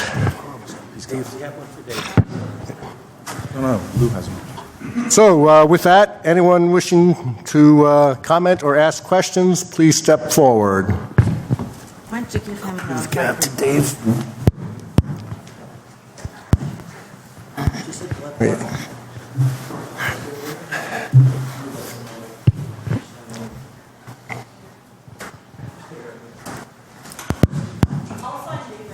Thank you very much. Comes in at 3 minutes, 40 seconds every time. All right, sounds good. No. There's a green button. Now it is, I think. Nope. Sounds like. There you go, right there. Thank There you go. Penny. My name is Dave Carver. I've lived at 29 Bellow Avenue since 2001, right behind the Rexford Tucker Apartments. I'm here to comment on the process by which affordable plans for our neighborhood are being developed and implemented. To begin, I have a comment on the actions you all took 2 months ago on October 10th when you approved Resolution 279-2018. It was referenced that night on a consent agenda with a pretty nondescript name.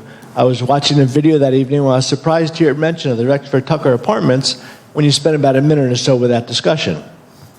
I sent an email asking for a copy of the resolution, and Elizabeth, thanks as always for your very prompt replies, and discovered you just approved spending $400,000 in support of an housing authority application for $300,000 to put 4 duplex houses somewhere in the site of the Rexford Tucker Apartments. And when I checked with my neighbors, I discovered that nobody knew anything about it at all. So I did some research and learned that to be considered, the application must be discussed at a public meeting, the action must be included in meeting agenda, and approved by the governing body. So I guess you comply with the letter of the law, but I don't understand why nobody in the neighborhood was alerted. So I decided I needed to do a little bit more research about what's going on with the MHA. And it turns out they've been really busy with regards to our quiet little corner of Madison, although if you're looking at their public agendas to see if you wanted to go to one of their meetings, You'd be clueless. There's no information there at all. However, their meeting minutes are quite illuminating once you can find them and review them.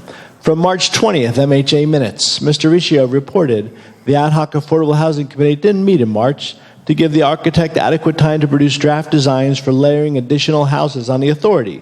We believe we can fit 10 for sale 3-bedroom houses on Chateau Thierry and Bellow Avenue. 10 houses.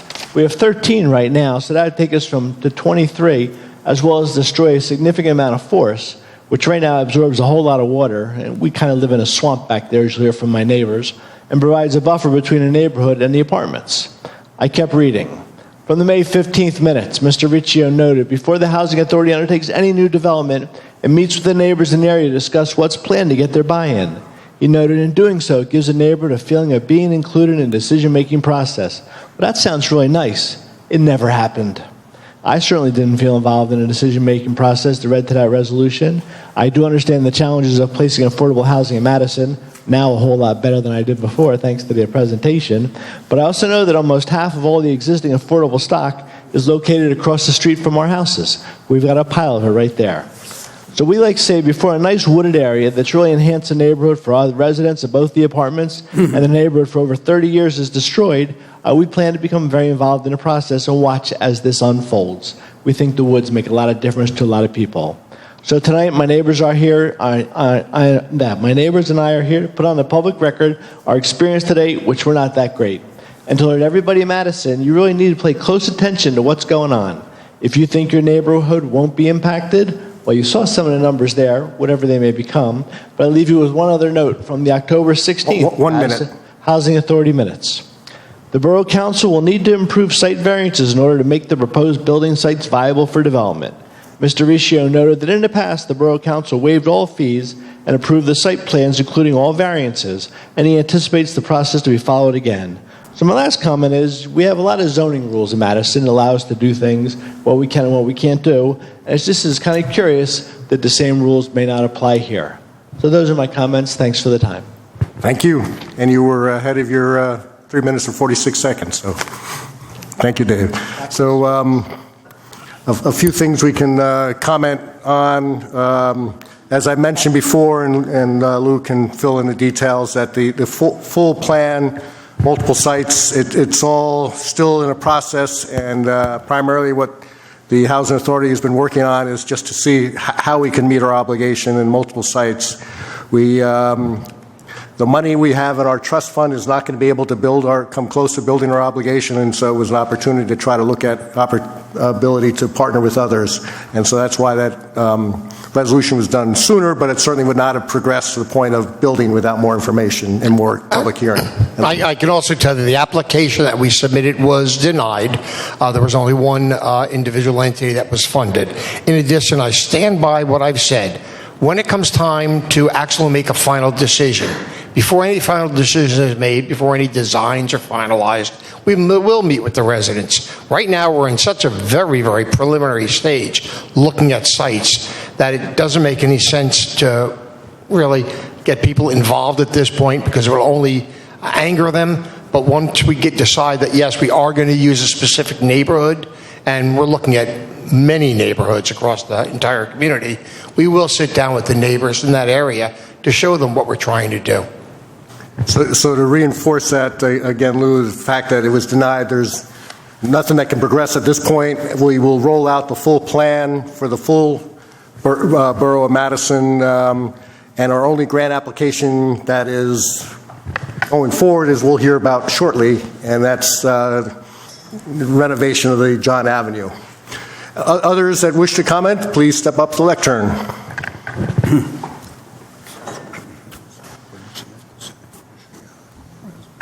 Good evening. My name is Janice Oliar. I live at 21 Bellow Avenue. And my story is calling it the first broken promise made to Bellow Avenue residents. My husband and I built our home on Bellow Avenue about 42 years ago. It was the perfect location for us since my family owned the lot on what is now 25 Bellow Avenue.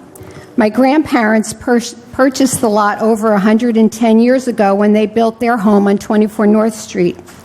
The lot on Bellow Avenue was adjacent to their property, separated by the brook that was covered over years later. The lot lay vacant for over 60 years, as did most of the others on the street. When we decided to build our home, it was, as I said, the perfect spot. We would literally be living in my parents' backyard. When we went to the town to apply for a variance, we were met with some resistance. If we wanted to build on our property, we would have to pay $5,000 to the town to put in a fire hydrant. However, if we switched lots with one owned by the town, they would waive the $5,000.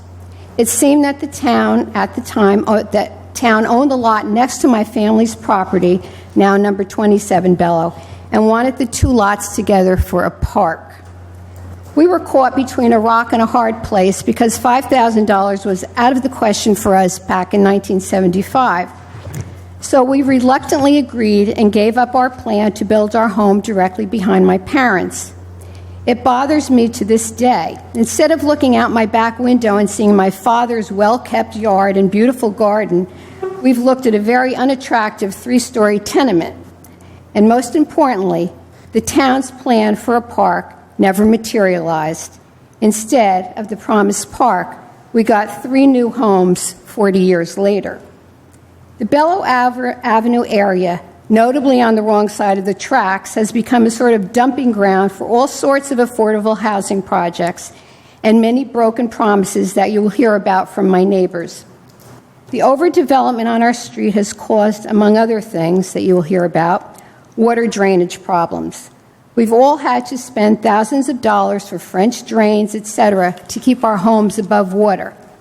And this has begun to affect our North Street neighbors as well, especially since the homes on 23, 25, and 27 Borough Avenue have been built. My family home on North Street, my sister and her family live there now, has become a swamp. All hopes of a garden are gone, and both her and her neighbors are having to put in French drains as well. We simply can't have any more development on Chateau or Borough. In closing, I'd like to tell you a little history lesson. In case you didn't know, both Chateau Thierry and Borough Avenue were named after battles fought in World War I. The United States aided... What, 1 minute? Keep going. It's just 1 minute warning. Okay. Oh, I'm sorry. The U.S. aided France against Germany at those sites. The Battle of Belleau Woods is called the Forgotten Battle of World War I.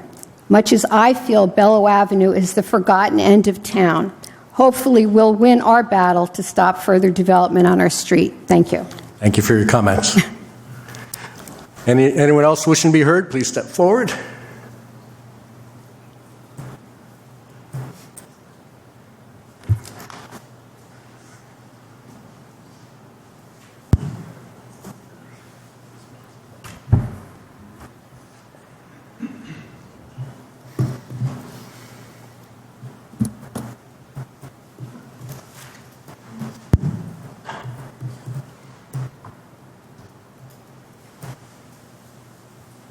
Good evening. My name is Saveria Laka. I live at 17 Borough Avenue in Madison, New Jersey. I came into this country about 55 years ago. 40 of those years I've been living at Borough Avenue. I would like to express my opposition to Resolution R279, 2018 for additional development at Chateau Borough site. This development is contrary to the official March 1982 Borough position not to allow any other development on the property sold by the Borough to the Madison Housing Authority. This is not the first time that this property has been an issue with that neighborhood. This land was originally set aside and intended to be a buffer zone between the Madison Common and the single-family residences. It was one of the conditions for the Madison Common to receive a building permit in 1970. To those that may not be aware, I would like to speak about the history of Chateau Borough Avenue 4-acre parcel of land. In the early 1970s, this land was identified as underdeveloped park in the Madison Master Plan of 1975. In the late 1982, it was added as a possible site for multi-unit affordable housing. The Chateau Bello site was selected and sold in about a month, a very fast transaction. After the site approval by the council in March 1982, Councilwoman Dalena helped set up the current Bellwood Park, as she indicated that no other construction would be allowed on land owned by the borough on Bellow Avenue. In addition, the architect, Chapman and Biber, was instructed by and presented the plan to the Housing Authority in April 1982, with restriction on design to retain a large buffer zone around the site, leaving only the main entrance area from Chateau Thierry, so that the residents of Bellow Avenue will not be disturbed. This promise has not been honored as well. If you drive down Bellow Avenue, you will notice there is a service entrance and that a Jeep drives very fast on the road, and that Jeep belongs to the Housing Authority. My question to you would be, what has happened to the promises made by the borough and the Housing Authority to the area resident? What has changed? Does the borough keep record of what goes on over the years? And to enforce Janet's comment, my lot is on the edge of wetland, and the 80 unit senior citizens are on wetland, as well as the two lots and 3 houses built on Bellow Avenue, which were sold by the borough 1 minute. in 2013. Is the borough worried about the impact of building a wetland to the Madison drinking water? That's my question. I have noticed that study after study have a commission for low-income housing, and yet the downtown land has been sold and developed on Cook Avenue, Elm Street, Greenwood Avenue, Kings Road, to name a few. I wonder how many affordable housing were provided by the developer of the above-mentioned property. In conclusion, the Madison Borough tends to forget promises made by previous administration to its citizens, and it is not fair in applying guidelines and ordinance evenly. Thank you very much for your attention. Thank you. So, by the way, I got a lot of more information. All this information comes from the Madison Eagle, because this was only public record that was be able to assess. I appreciate it. Yeah, any of those questions will be addressed as we move forward to the point of the site-specific. But thank you for that input, and that's very helpful. Anyone else wishing to be heard, please step forward. Hi, my name's Carolyn Bombacci, and I'm a lifelong resident of Madison. I live at 7 Bellow Avenue. This is my dad. My parents built their home that they still live in before I was born at 17 Bellow. I was born in 1979, and my childhood was filled with bike rides and exploring around the neighborhood. My brother and I, along with Mr. and Mrs. Oliar's sons and Mr. and Mrs. D'Amato's daughters, would walk down the streets, what we called the creek, and climb down to the water's edge, skip rocks, look for fish, and hide in the water runoff tubes. I remember when the Rexford Tucker was built. I remember feeling devastated that the woods that were our playground were being cleared. I remember wondering where all the animals that lived there would go and where our next adventures would take place. I remember our parents fighting for the space that the town had promised as a buffer zone. And I remember the feelings of being let down by the town we love when the decision was made to sacrifice the trust of its residents. We did have one concession, though. Not all the woods were taken, and we did still have some privacy that those woods provided. After getting married, my husband and I purchased our first home on Park Avenue. Once we had our second child, we knew we had to move off the busy street. We wanted our kids to be able to ride their bikes on a quiet and safe road, to play outside without the constant worry, and to be able to explore in the woods. It was at this time that one of the Bellow neighbors was moving, and we reached out to see if they were interested in selling. It was the perfect situation. We would be able to give the kids the quaint little Madison childhood that I had, with one perk: their grandparents living 2 doors down. When Dave Carver informed us that he stumbled upon a resolution that stated that the Madison Affordable Housing Corporation recommended the construction of 4 duplex homes on land on Chateau Thierry, and that the resolution was adopted and approved without gathering the opinion of the residents that would be directly affected, those feelings of being let down by my town flooded back to me. I called the borough clerk, who redirected me to zoning, who redirected me to Madison Housing. I left a message and did receive a call back from Mr. Riccio a few days later, on October 26th. He assured me that this project was in the very preliminary stages and that Chateau Thierry was just named on the application. Nothing was finalized, there were no plans drawn up, nothing to worry about. But I do worry. I worry for the landscape of my street. I worry for the privacy of its families.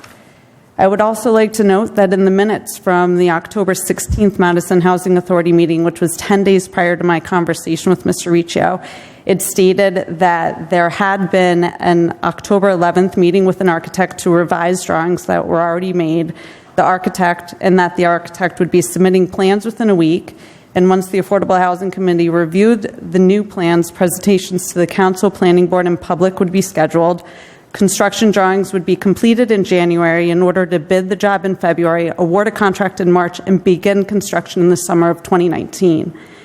This had me question the no plans drawn up, nothing to worry about assurance I had received.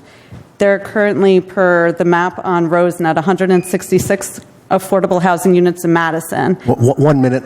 Okay, 80 back up to Bellow Avenue, 12 on Park, 12 on Central, 12 on Cook, and 13 on Community Place. Why is there such a concentration in one area of town? 129 of the 166 units, which is 77% of all affordable housing in Madison. The little bit of woods at the top of Bellow Avenue is the only bit of privacy that its residents have from the 80-unit Rexford Tucker Apartments and the recently extended corporate headquarters of Rheology.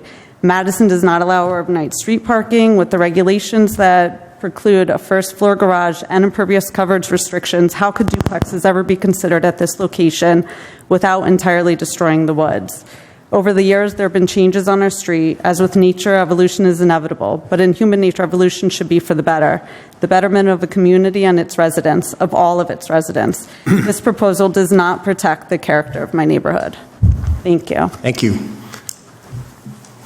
Again, at this point, that time schedule you shared is null and void, and it will be a full presentation on all sites at a later date. Anyone else wishing to be heard, please step forward.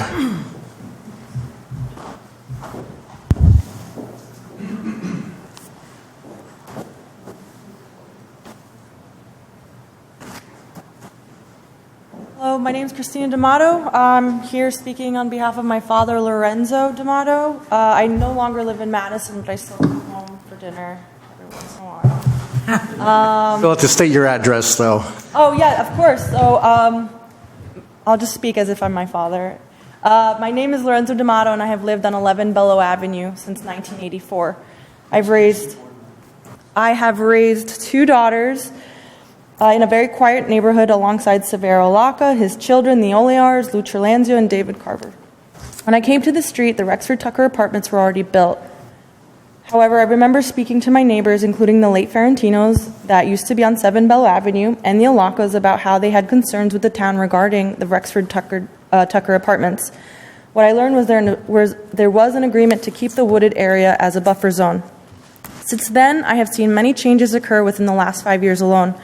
I came to learn of the new changes the town wants to make by putting 4 duplex affordable housing units to be divided between Chateau Thierry and Bellow Avenue. I found this out from Mr. Dave Carver, who took time to inform us. I did not find out from the town. All of these changes the town wants to make has been discussed for months, and not one notice has been sent to the residents directly affected. I've been disappointed with the lack of transparency regarding this entire matter. According to the minutes, the town has eliminated 3 other prospects for this project, leaving only our street as an option for these homes. Why were they deemed unfit? We don't know. I also don't know why any of the luxury condos built near or in the center of town have not included units for affordable housing. It seems to make more sense to provide these homes near the train station and near the stores to make things more accessible for families who might not even have cars. I also don't know why any of the sites that were initially picked seem to only be on one side of Madison. Here are the things I do know.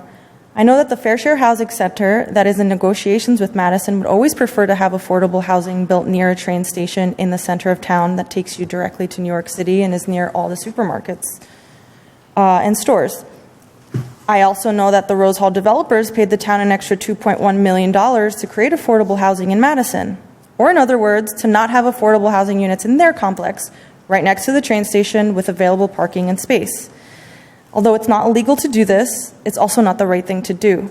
It seems like it's the perfect opportunity to address the unmet need that we were talking about in the presentation.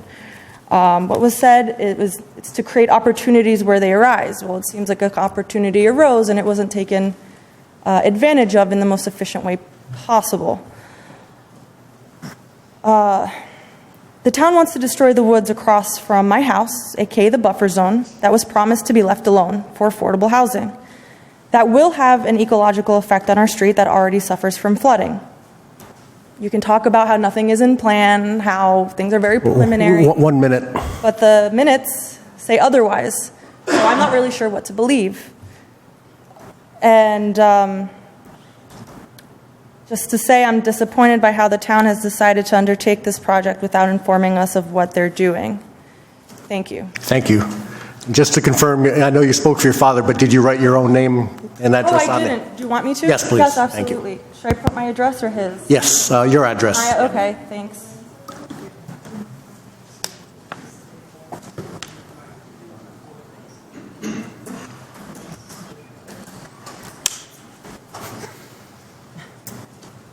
Thank you. Thank you.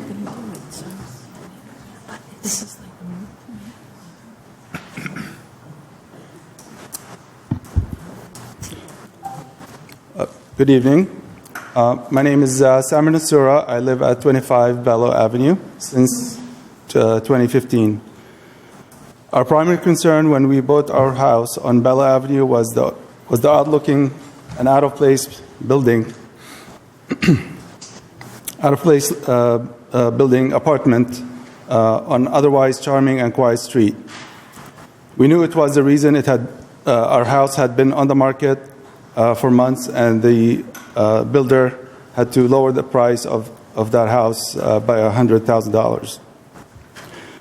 To say that you will now build more housing units on the property of the Tucker Apartments, which will remove all the beautiful trees that buffer us from the building and provide us and the building residents some privacy, is causing us a great deal of stress. You are basically changing the character of our neighborhood that we have greatly invested in and cherish. In August, while we were out of the country on vacation, my 2-year-old newly finished basement flooded and created mold inside my walls, and had to remove a lot of the sheetrock in the basement at a great expense. What's worse is I can't figure out how the water got into the basement.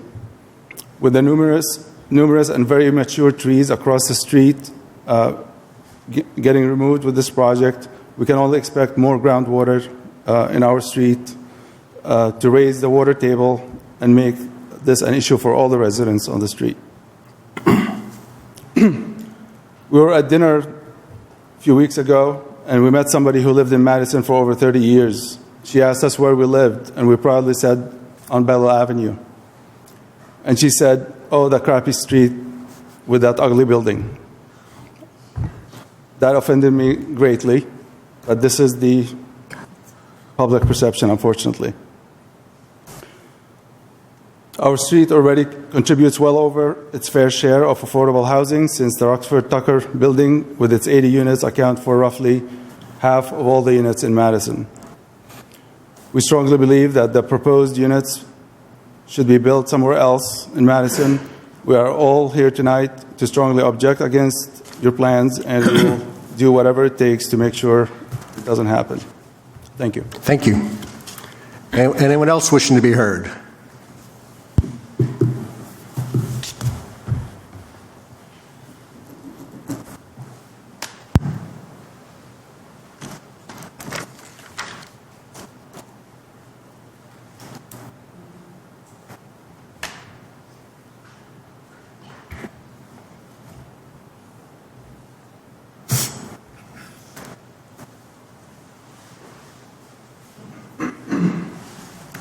A lot has been said already tonight about... State name and address, please. Greg Olear, 21 Borough Avenue. A lot has been said tonight about the cons of affordable housing near our street. And I know, I can speak for all of my neighbors when I say we are not against affordable housing. As a matter of fact, I wish I had one myself. All right, it's not cheap to live in Madison. But anyway, I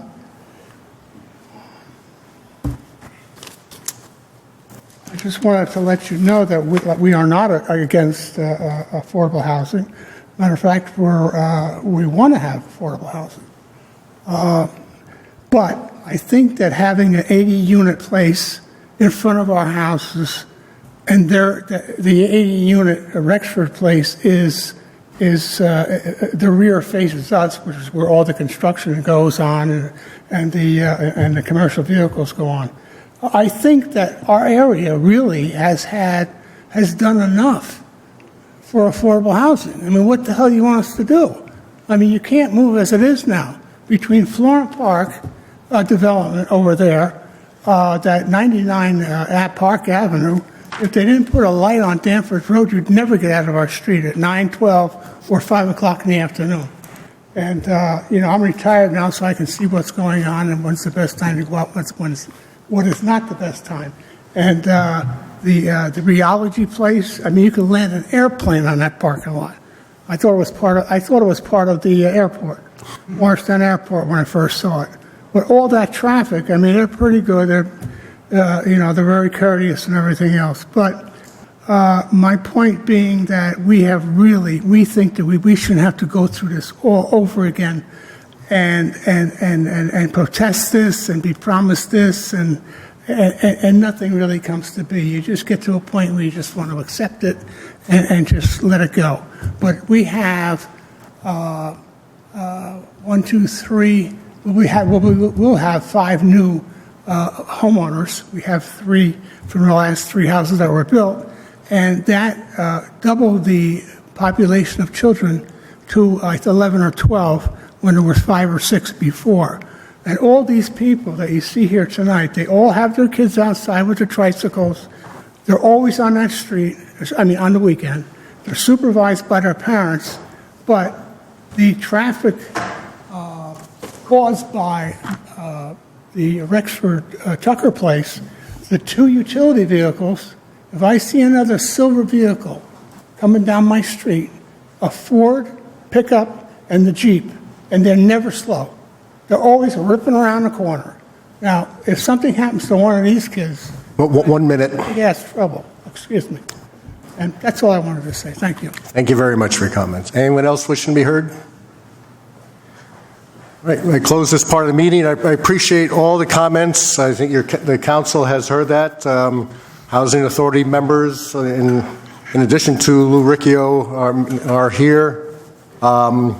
We will communicate the next steps on the full plan when we get to that point, but as you heard tonight, step 1 is to get to that settlement so we know what our obligation is, and then we'll be sharing with how we meet that obligation.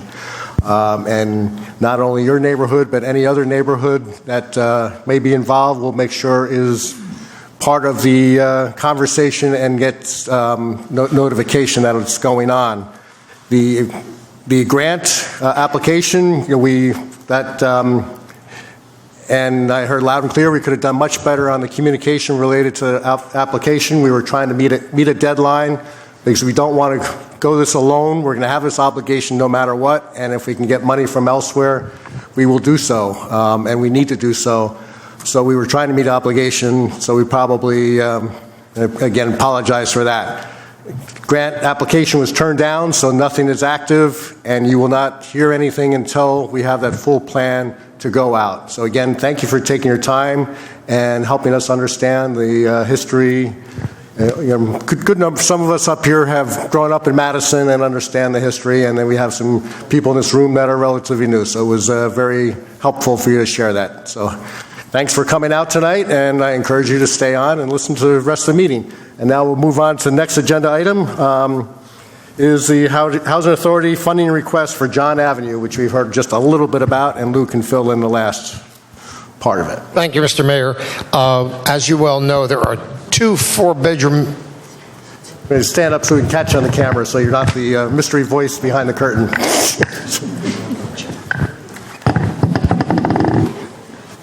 Thank you. Is it? Yeah, John. Thank you, Mr. Mayor. As you well know, on the corner of John Avenue and Station Road, there are 5 buildings currently housing 11 apartments. One of the buildings located at 28A and B, 2 4-bedroom units. These 4-bedroom units, one of which is vacant right now, and one of which will probably be vacated sometime in the spring, are no longer necessary. There is not a need for the large 4-bedroom apartments. Our waiting list for 4-bedroom apartments is 0. So what we'd like to do is convert those 4-bedroom units, the 2 of them, into 4 2-bedroom units. There'll be 2-bedroom units on the first floor, 2 like flats, and 2 on the second floor. And we are applying to the county for funds. In addition, I'm hoping that once the state of New Jersey advertises that the Affordable Housing Trust Fund is available, and hopefully that will happen soon, we will also apply to them for funding. But right now, the only funding that's available is at the county level, and the funds will be used to renovate the property. Thank you. And as I mentioned before, as I went through so you're requesting the $200,000 from our trust fund, and then to leverage that for a $300,000 grant. Correct. We anticipated being about $500,000 to create the 4 units. Okay. Austria. Yeah. Lou, this is a great project. My understanding is we can get more money, though. Yes. So I'm interested in, after speaking to Mr. Cody, we can revise the application. Good. Request $400,000 from the county and request $100,000 from the council. That would be terrific. Then Okay. there's more trust funding to go. Absolutely. Absolutely. We'll make a presentation in March, and we'll know probably in April how much they're going to grant us. Okay. Thank you. You're welcome. Do we need to revise the resolution to reflect that? So we should reduce it from 200,000 to 100. 100,000. Yep. So in the first paragraph, it would be $400,000 in grant funding, and then in the fourth whereas will be release $100,000. Okay. So we'll have those revisions. Ben, and then Maureen. Yeah. And clarification on one point. You apply for a certain amount of money. Correct. Is it all or none, or no, or it's a negotiation? It's not a negotiation. Okay. But what they can do is they can grant us anything from $1 to the full $400,000. We will not know until after the presentation, until there's a committee structure, and the committee makes the decision, ranks all of the applications, and then once they've created the ranking, they determine how much money they want to give to each one of these. The number one ranking, of course, getting the full amount, and less are going down. Yeah. So it's conceivable that they would give so little that it would be difficult, if not impossible, to go ahead with the project? Correct. Thank you. You're welcome. And should it go back to the $300,000, we could come back and do a new resolution to release more money from the trust fund. But I think it's safe to say while they may negotiate down, they probably have never negotiated up, or not negotiated. That's correct. So it's good to go for the $400,000. Maureen. My question is, $500,000 seems like a very large sum of money. What is this renovation going to involve that's going to cost $500,000? The $500,000 includes our soft costs as well. Includes the architect and the engineering. It includes interest on any loans we have to provide to do the construction. But this literally is demolishing the entire interior of the building with the exception of the exterior. We are having to relocate the bathrooms because they have to be handicapped accessible on the first floor. We have to relocate the kitchens. I mean, it literally is building everything with the exception of the exterior, brand new. Would it be cheaper to knock everything down? Almost. It almost is cheaper. I mean, if we were to knock this down, the cost of demolish it would be about $35,000, and to build new would probably be about $500,000. So we're almost the same number. So why did we choose the course that you are pursuing? Because I think it's a little bit cheaper, less expensive, less obtrusive than having to knock the building down. And this would not necessarily tie you to the interior gutting if there's a more economical way to deliver on it. Correct. Also, with new construction, we would have to totally sprinkler the building. There are new building codes we'd have to adhere to. We might even have to go prevailing wage. So there are other ramifications of that. Well, it seems to me that prevailing wage is a very good way to go, and it also seems to me that installing sprinklers in what is essentially public housing is also a very important thing to do. And that's what we just done at 30 Central Avenue. So why wouldn't you do it at John? On this new one, we may be forced to do it, yes. I have one more question. When affordable housing usually has a 30-year life, so that at the end of 30 years, that property could then become market rate. If we renovate these units, will the 30-year start over again on the units, or will the original 30-year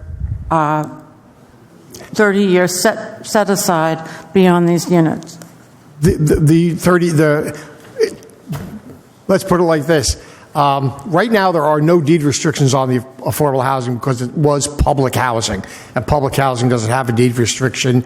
It's affordable for its life. There is no time frame. These are not for sale units. These are... That's correct. They're all rentals. However, due to the courts, we will put 30-year deed restrictions on everything so that in 30 years, should this be still in effect, we could renew it for an additional 30 years. Yeah, I will respectfully point out that 30-year restriction applies to both to buildings for sale and for rental units. But though it's in control of the housing authority as opposed to a private owner. Correct. Yeah.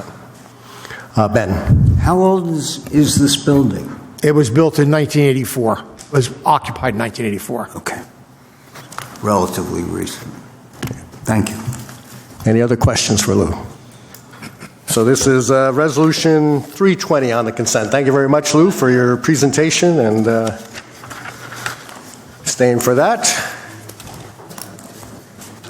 And I should have, before Beth and Susan left, thanked them also for their presentation, but they have left, so I'll have to send them a note.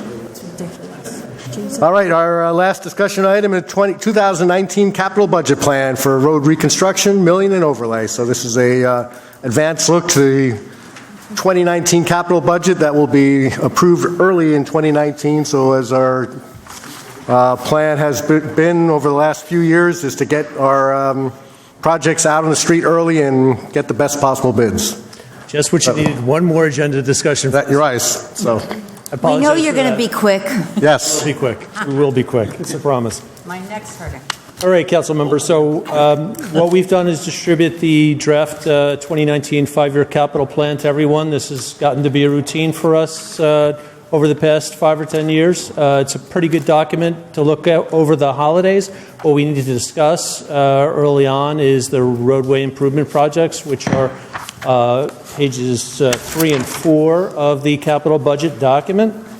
And the reason for that is normally what we do is go to appropriations as soon as possible in 2019, usually in February, so that we can advertise and award contracts in early spring for the road improvement projects. So thank you for your attention for this for a short couple of minutes.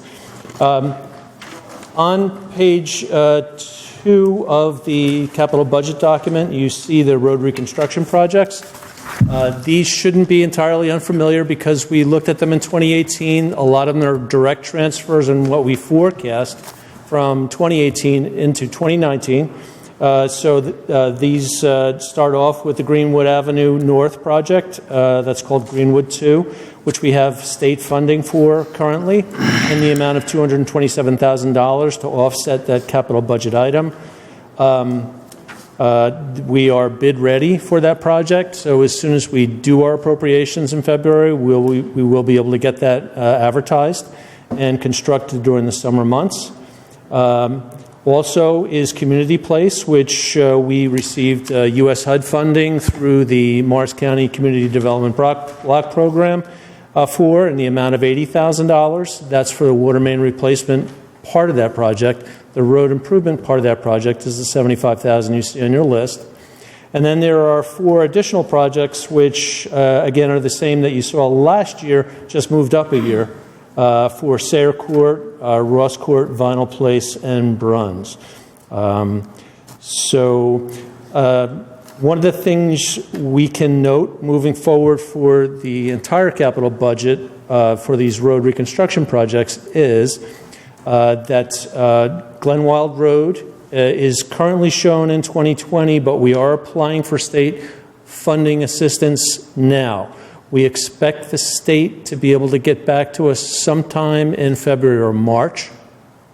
The question will be as to whether we can turn around all the necessary documents for the summer months and have a biddable project.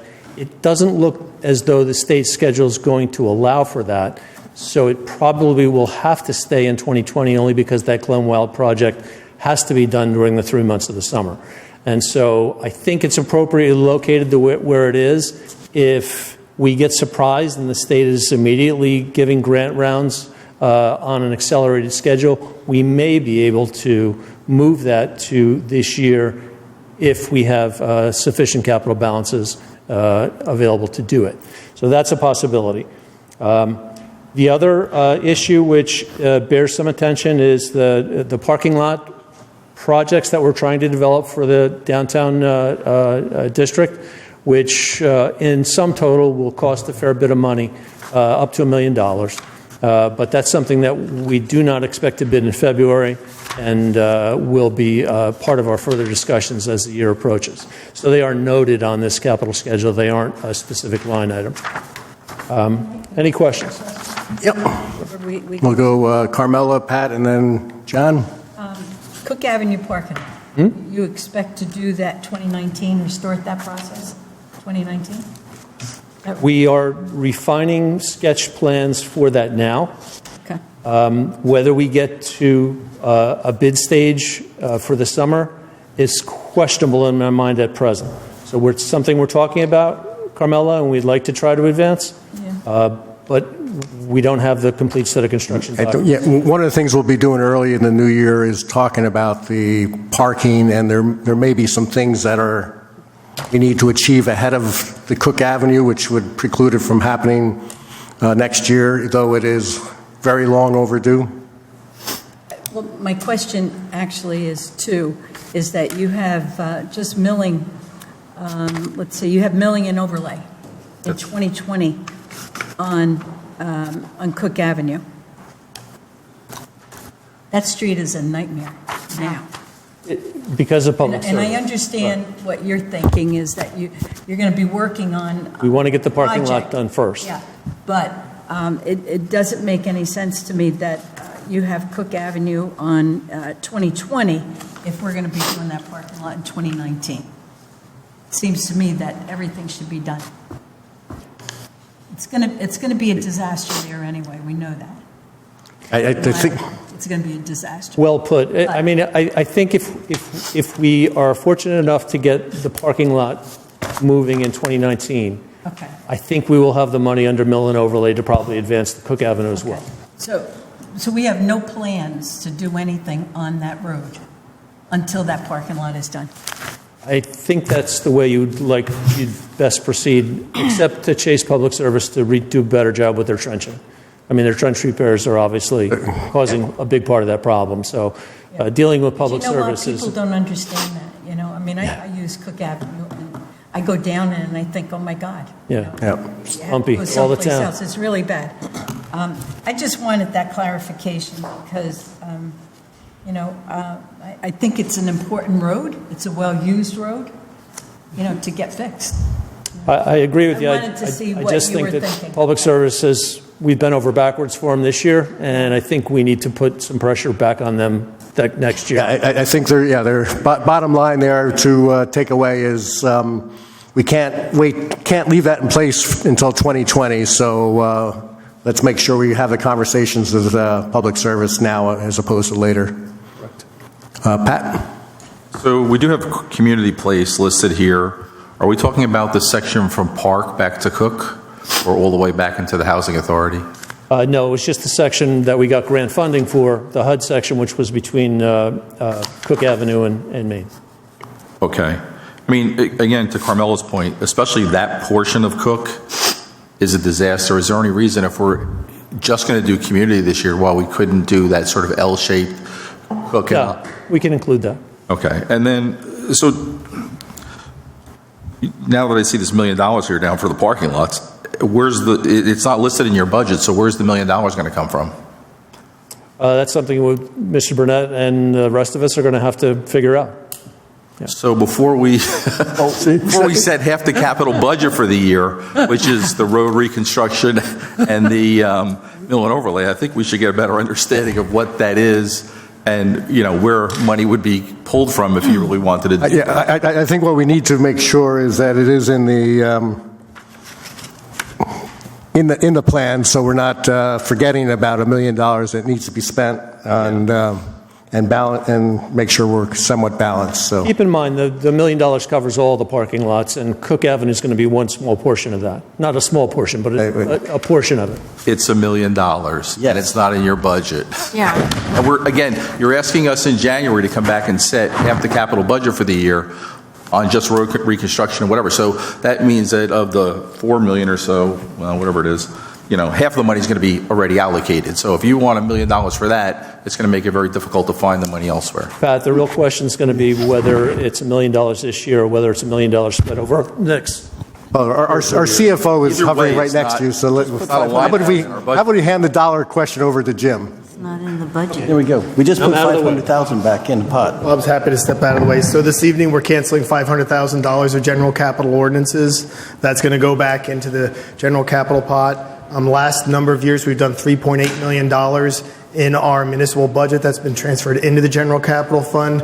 So we're at $4.3 million. We have over $1 million of free dollars in that pot already. So we have a fair amount of money in excess of what the ask is here.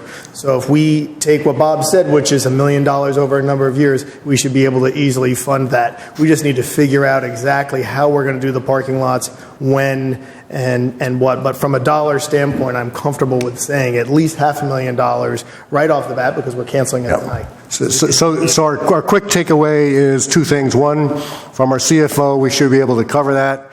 And number two, for our planning process, is we need to move that above the line so we can have it in the calculation.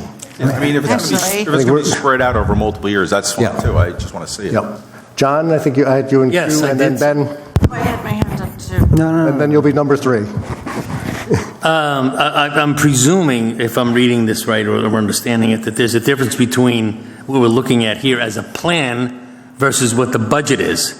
Why am I saying that? Well, I'm saying that because under Greenwood Avenue, you've got $350,000 in 2019, but you say that's been state funded by $250,000 or $227,000, and the same thing for Community Place. So wouldn't I just list under here, if this was a budget, actually what the budget amount was going to be? What has traditionally has been done, that's a good question, is Thank you. Since the gap between getting the project done and getting the money back from the state is usually substantial, and we don't want to, so we budget the full amount, and then we're able to use, when the reimbursement comes in, it actually typically, helps the following year. So just as we just have a $500,000 worth of appropriations that have been released, that state money would be treated the same way to help fund, the 2020 budget.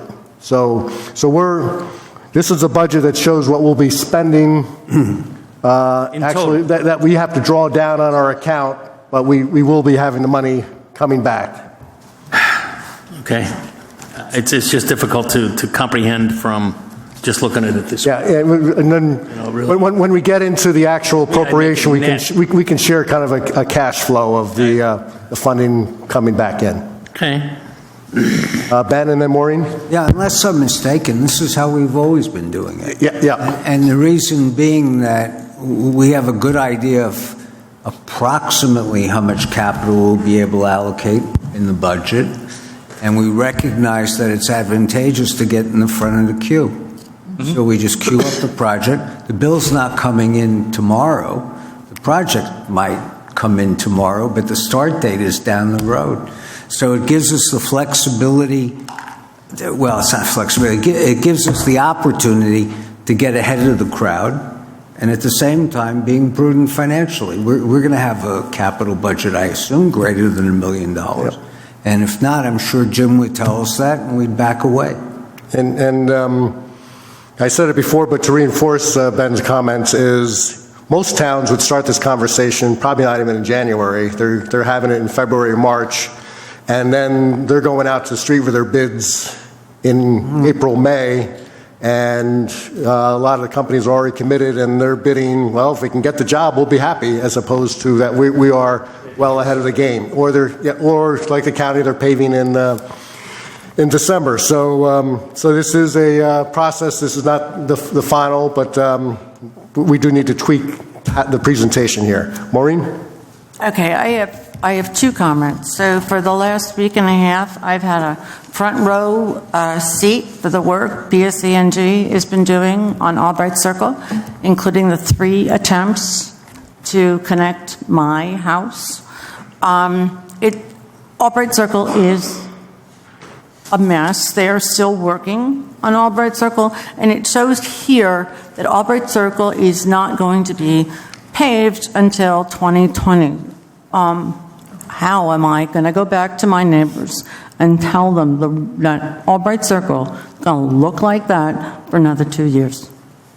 A lot of this revolves around public service doing the job that they're supposed to be doing, which is restoring the trenches. If they're not doing that, we need to get after them. So keep in mind, for example, Main Street.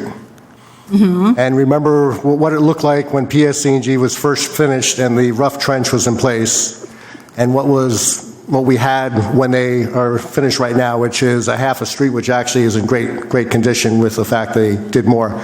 They may not, with the fact that Albright Circle is going to be repaved or reconstructed rather in 2020, they may not go to that same extreme of well beyond the trench, but we will hold them to task that road is in good condition. That is what they're obligated to do.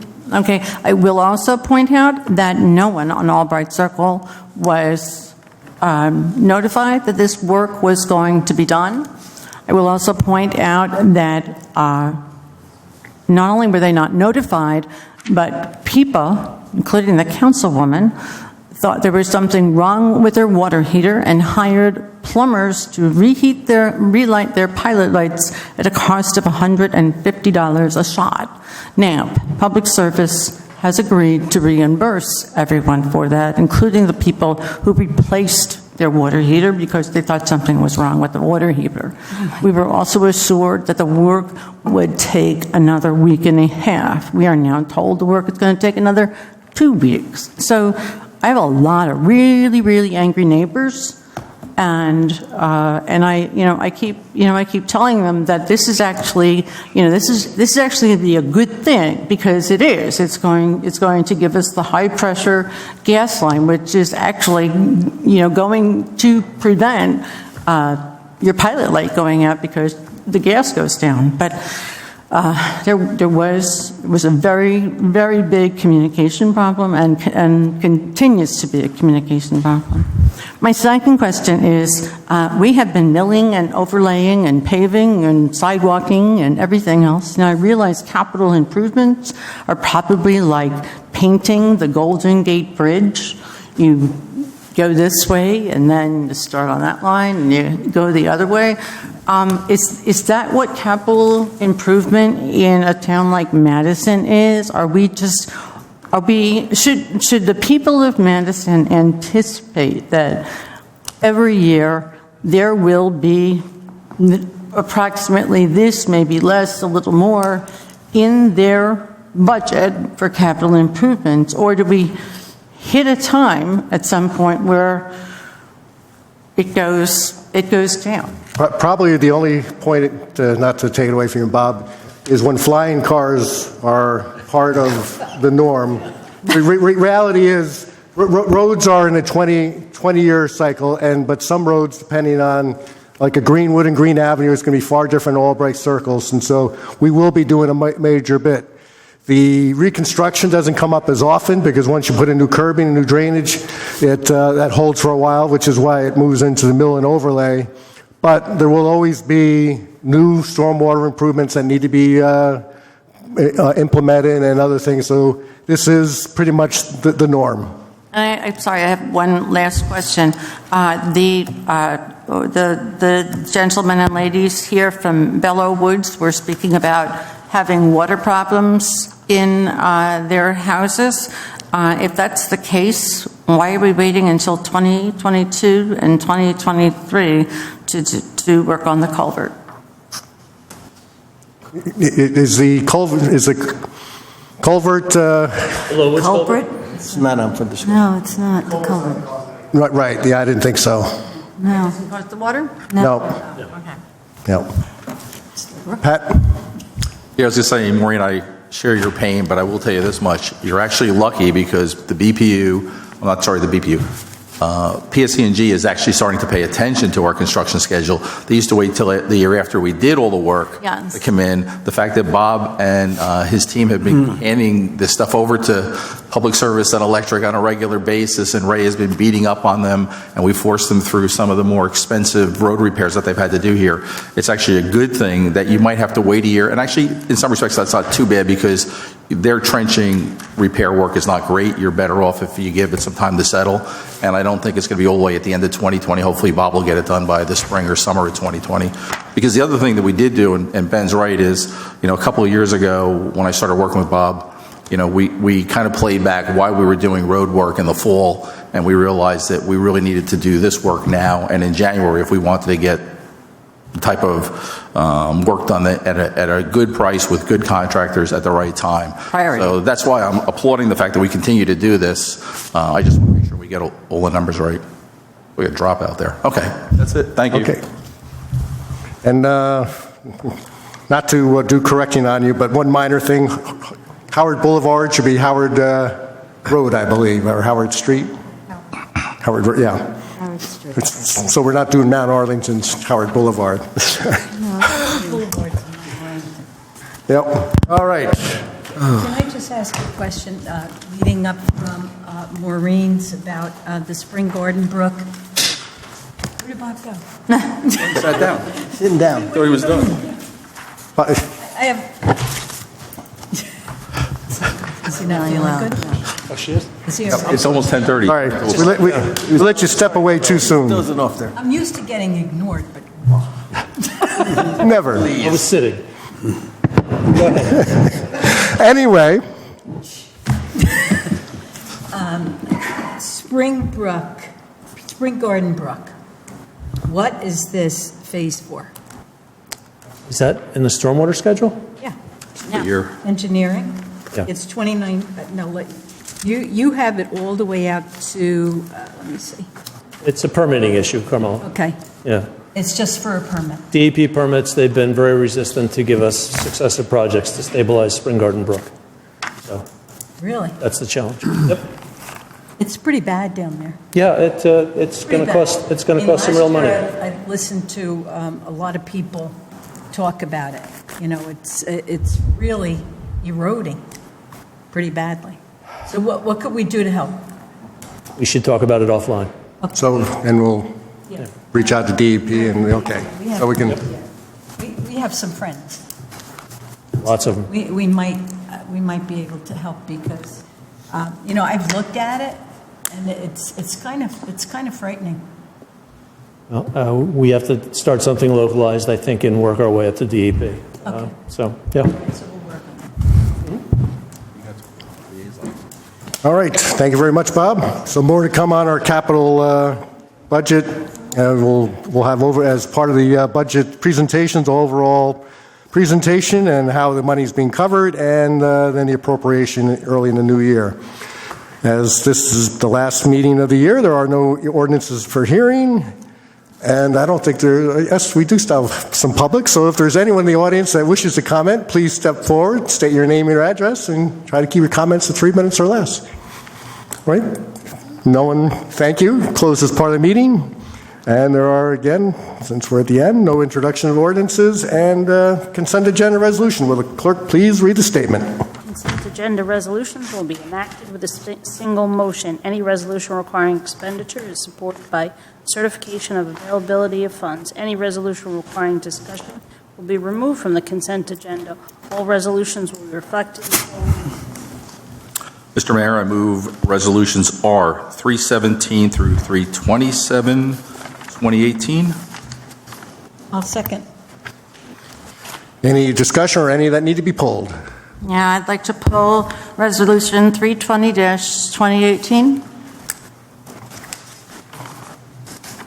Okay, we'll pull through that one separately. So the consent is all except for 320. Any further discussion? Roll call vote. Mrs. Vitale? Yes. Mrs. Bailey? Yes. Mr. Wolkowitz? Yes. Mr. Rowe? Yes. Byrne? Yes. Mr. Hooper? Yes. All right, a motion for resolution 320, 2018. Mr. Mayor, move resolution R 320-2018. Second. Council discussion. Maureen? I'm uncomfortable with this funding request. I'm not sure that I'm not sure it's been fully explored or explained. The idea that the difference between basically, going back to the studs inside and knocking down and putting up new construction is $35,000. And the reason that we wouldn't do that is because if we did, we would have to install sprinkler systems and other protective measures. I'm sorry. I think especially given the discussion previously in the evening regarding the need for affordable housing and the need that affordable housing be as safe and livable in as anyone else's here in Madison. I'm sorry, I can't support. My guess, and Lou's not here, but my guess is that he misspoke, that I can't believe that just as Central Avenue had to be gutted and had to be brought up to current standards with fire suppression. So, but I think he got the message that we shouldn't do it substandard. Ben, and then Ostry. Yeah, I share Maureen's concern. I mean, Lou is left. We can't really verify whether he misspoke. I don't see, if indeed there's a $35,000 difference between retrofitting a house and not really being up to, I don't know if it's code, not code, but a standard that any one of us would want to be fulfilled in the house we lived in, right? I can't imagine living in a house without some kind of fire protection. And if we're talking $35,000 to take down a building that was built in 1984 and has no real merit, it's just a building, and replace it with a brand new one that could have all the state-of-the-art protection systems you want, and it's really that difference, I don't see how we can say yes to this. Now, again, you may well be right, and he misspoke, but that's not comfortable. Yeah, with my background in the area, I don't think $35,000 is a fair number for the difference between a full tear down. This resolution, if I'm correct, does not limit us from not doing it the right way, but I don't know whether I think we're up against a deadline. We are. This is our last meeting before the filing deadline. So we potentially would be giving up 300,000 for 400,000 if we don't move this forward. So what I would recommend is that offline we just have the same conversation and share the thoughts and revise. We hadn't have to revise the application anyway because he had it in for the lower figure. We've now bumped it up 100,000. So tomorrow Jim and I can work with Lou and amend the application, but we need the public hearing and the resolution approved. Otherwise, we lose the opportunity to apply and be considered for the 400,000. But we'll reinforce everybody's thoughts that we'd like to, if it's differentials 35,000, new construction would be much preferred. Well, it's about putting things up to code and making sure we have sprinkler systems and things that anybody else in town would want. Right.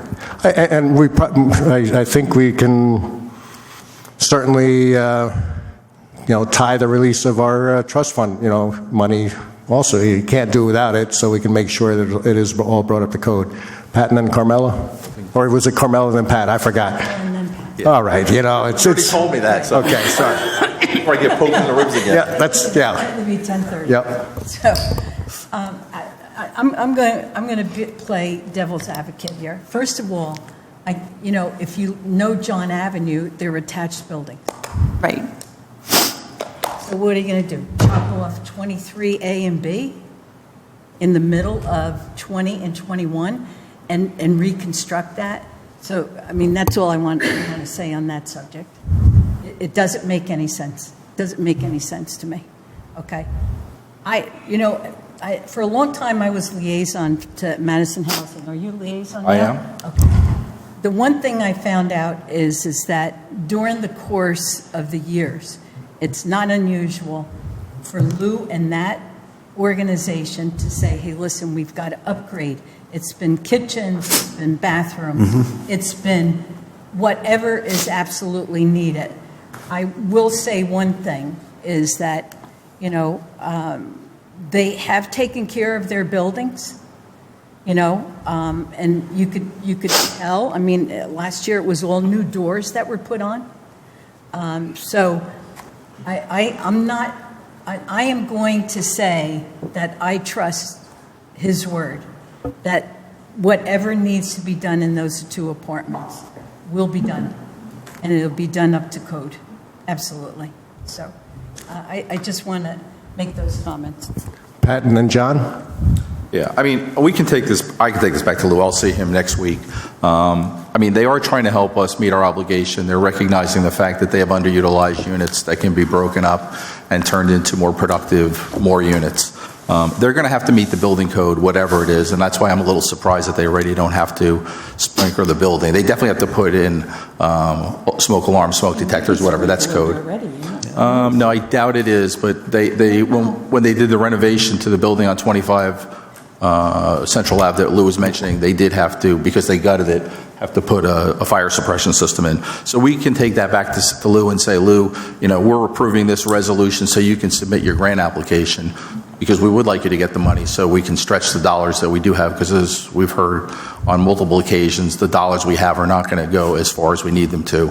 But it's the sense of the council, it's not the sense of the council, it's the will of the council. That you're going to need to meet certain conditions, including making sure that there's a proper fire suppression system in place, and we need a better understanding of the gut versus rebuild. I do kind of understand the fact that ripping it down and starting over would probably be a bit more intrusive on the surrounding units. But if it's a minor cost difference, it may actually pay to gut it, or to rip it down rather. John, and then Maureen? In my mind, I can intellectually distinguish between applying for the grant, which I think needs to be done, and converting the unit from 2 4-bedrooms to 4 2-bedrooms. How it gets done is a different matter that we can go back and talk to Lou about to straighten this all out. Where the extra $35,000 would come from might be from us, from the Affordable Housing Trust. So I say approve it, let them go for the grant, okay? And it's a conversion of the property from one construct to another. How it gets done is different. We can talk about that offline with Lou. Yeah, and Lou came in here thinking originally we were going to have to take $200,000 out of the Affordable Housing Trust. Now we're down to 100. Yeah. So we do have some money that we anticipated we were going to have to put up that right now we don't. Maureen? So I think my final comment is that, yes, I agree. We should go forward with this because the amount of money in the ground is important and outweighs those comments.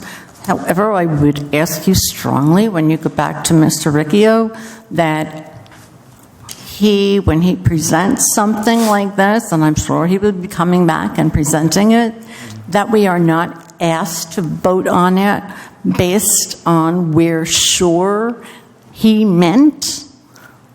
We need to be clear of what he meant because we're making fiduciary decisions based on everyone's knowledge of a man who is no longer here, which is my second point.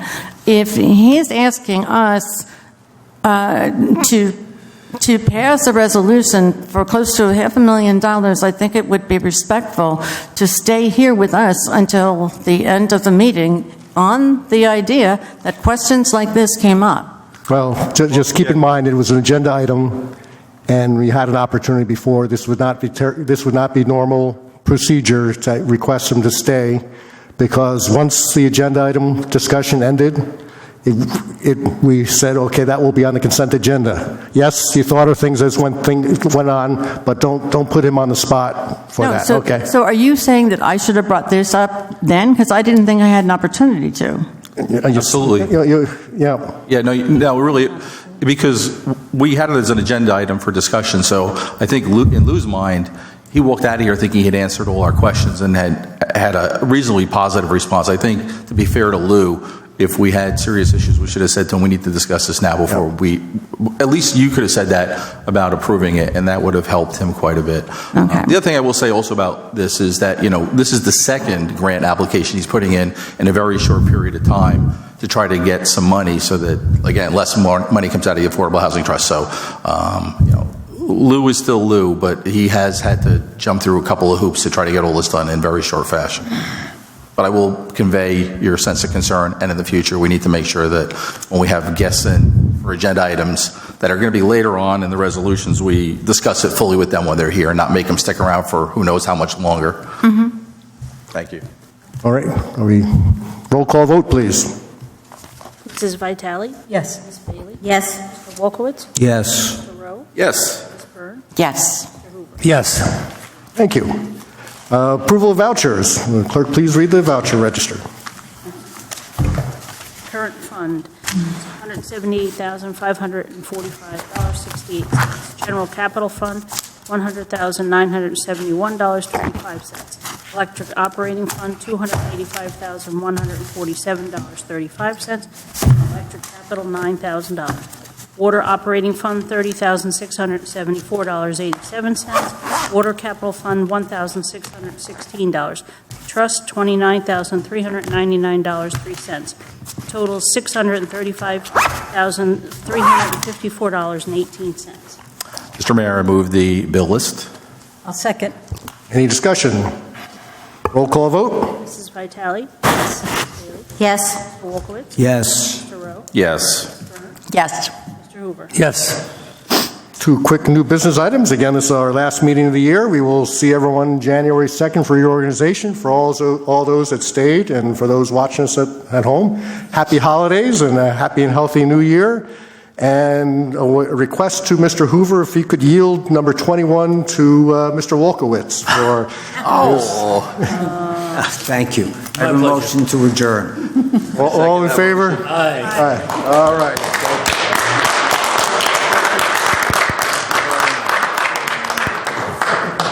I would somehow change that. I don't know if he specified somewhere that he was going to do an internal reconstruction or something, but I would change it to converting it from two units to 4. Yeah, that's what I would do to make it clearer. Oh, around? Yeah. Sure. Oh, Yeah, come on. yeah. Oh, yeah. Yeah, I already volunteered.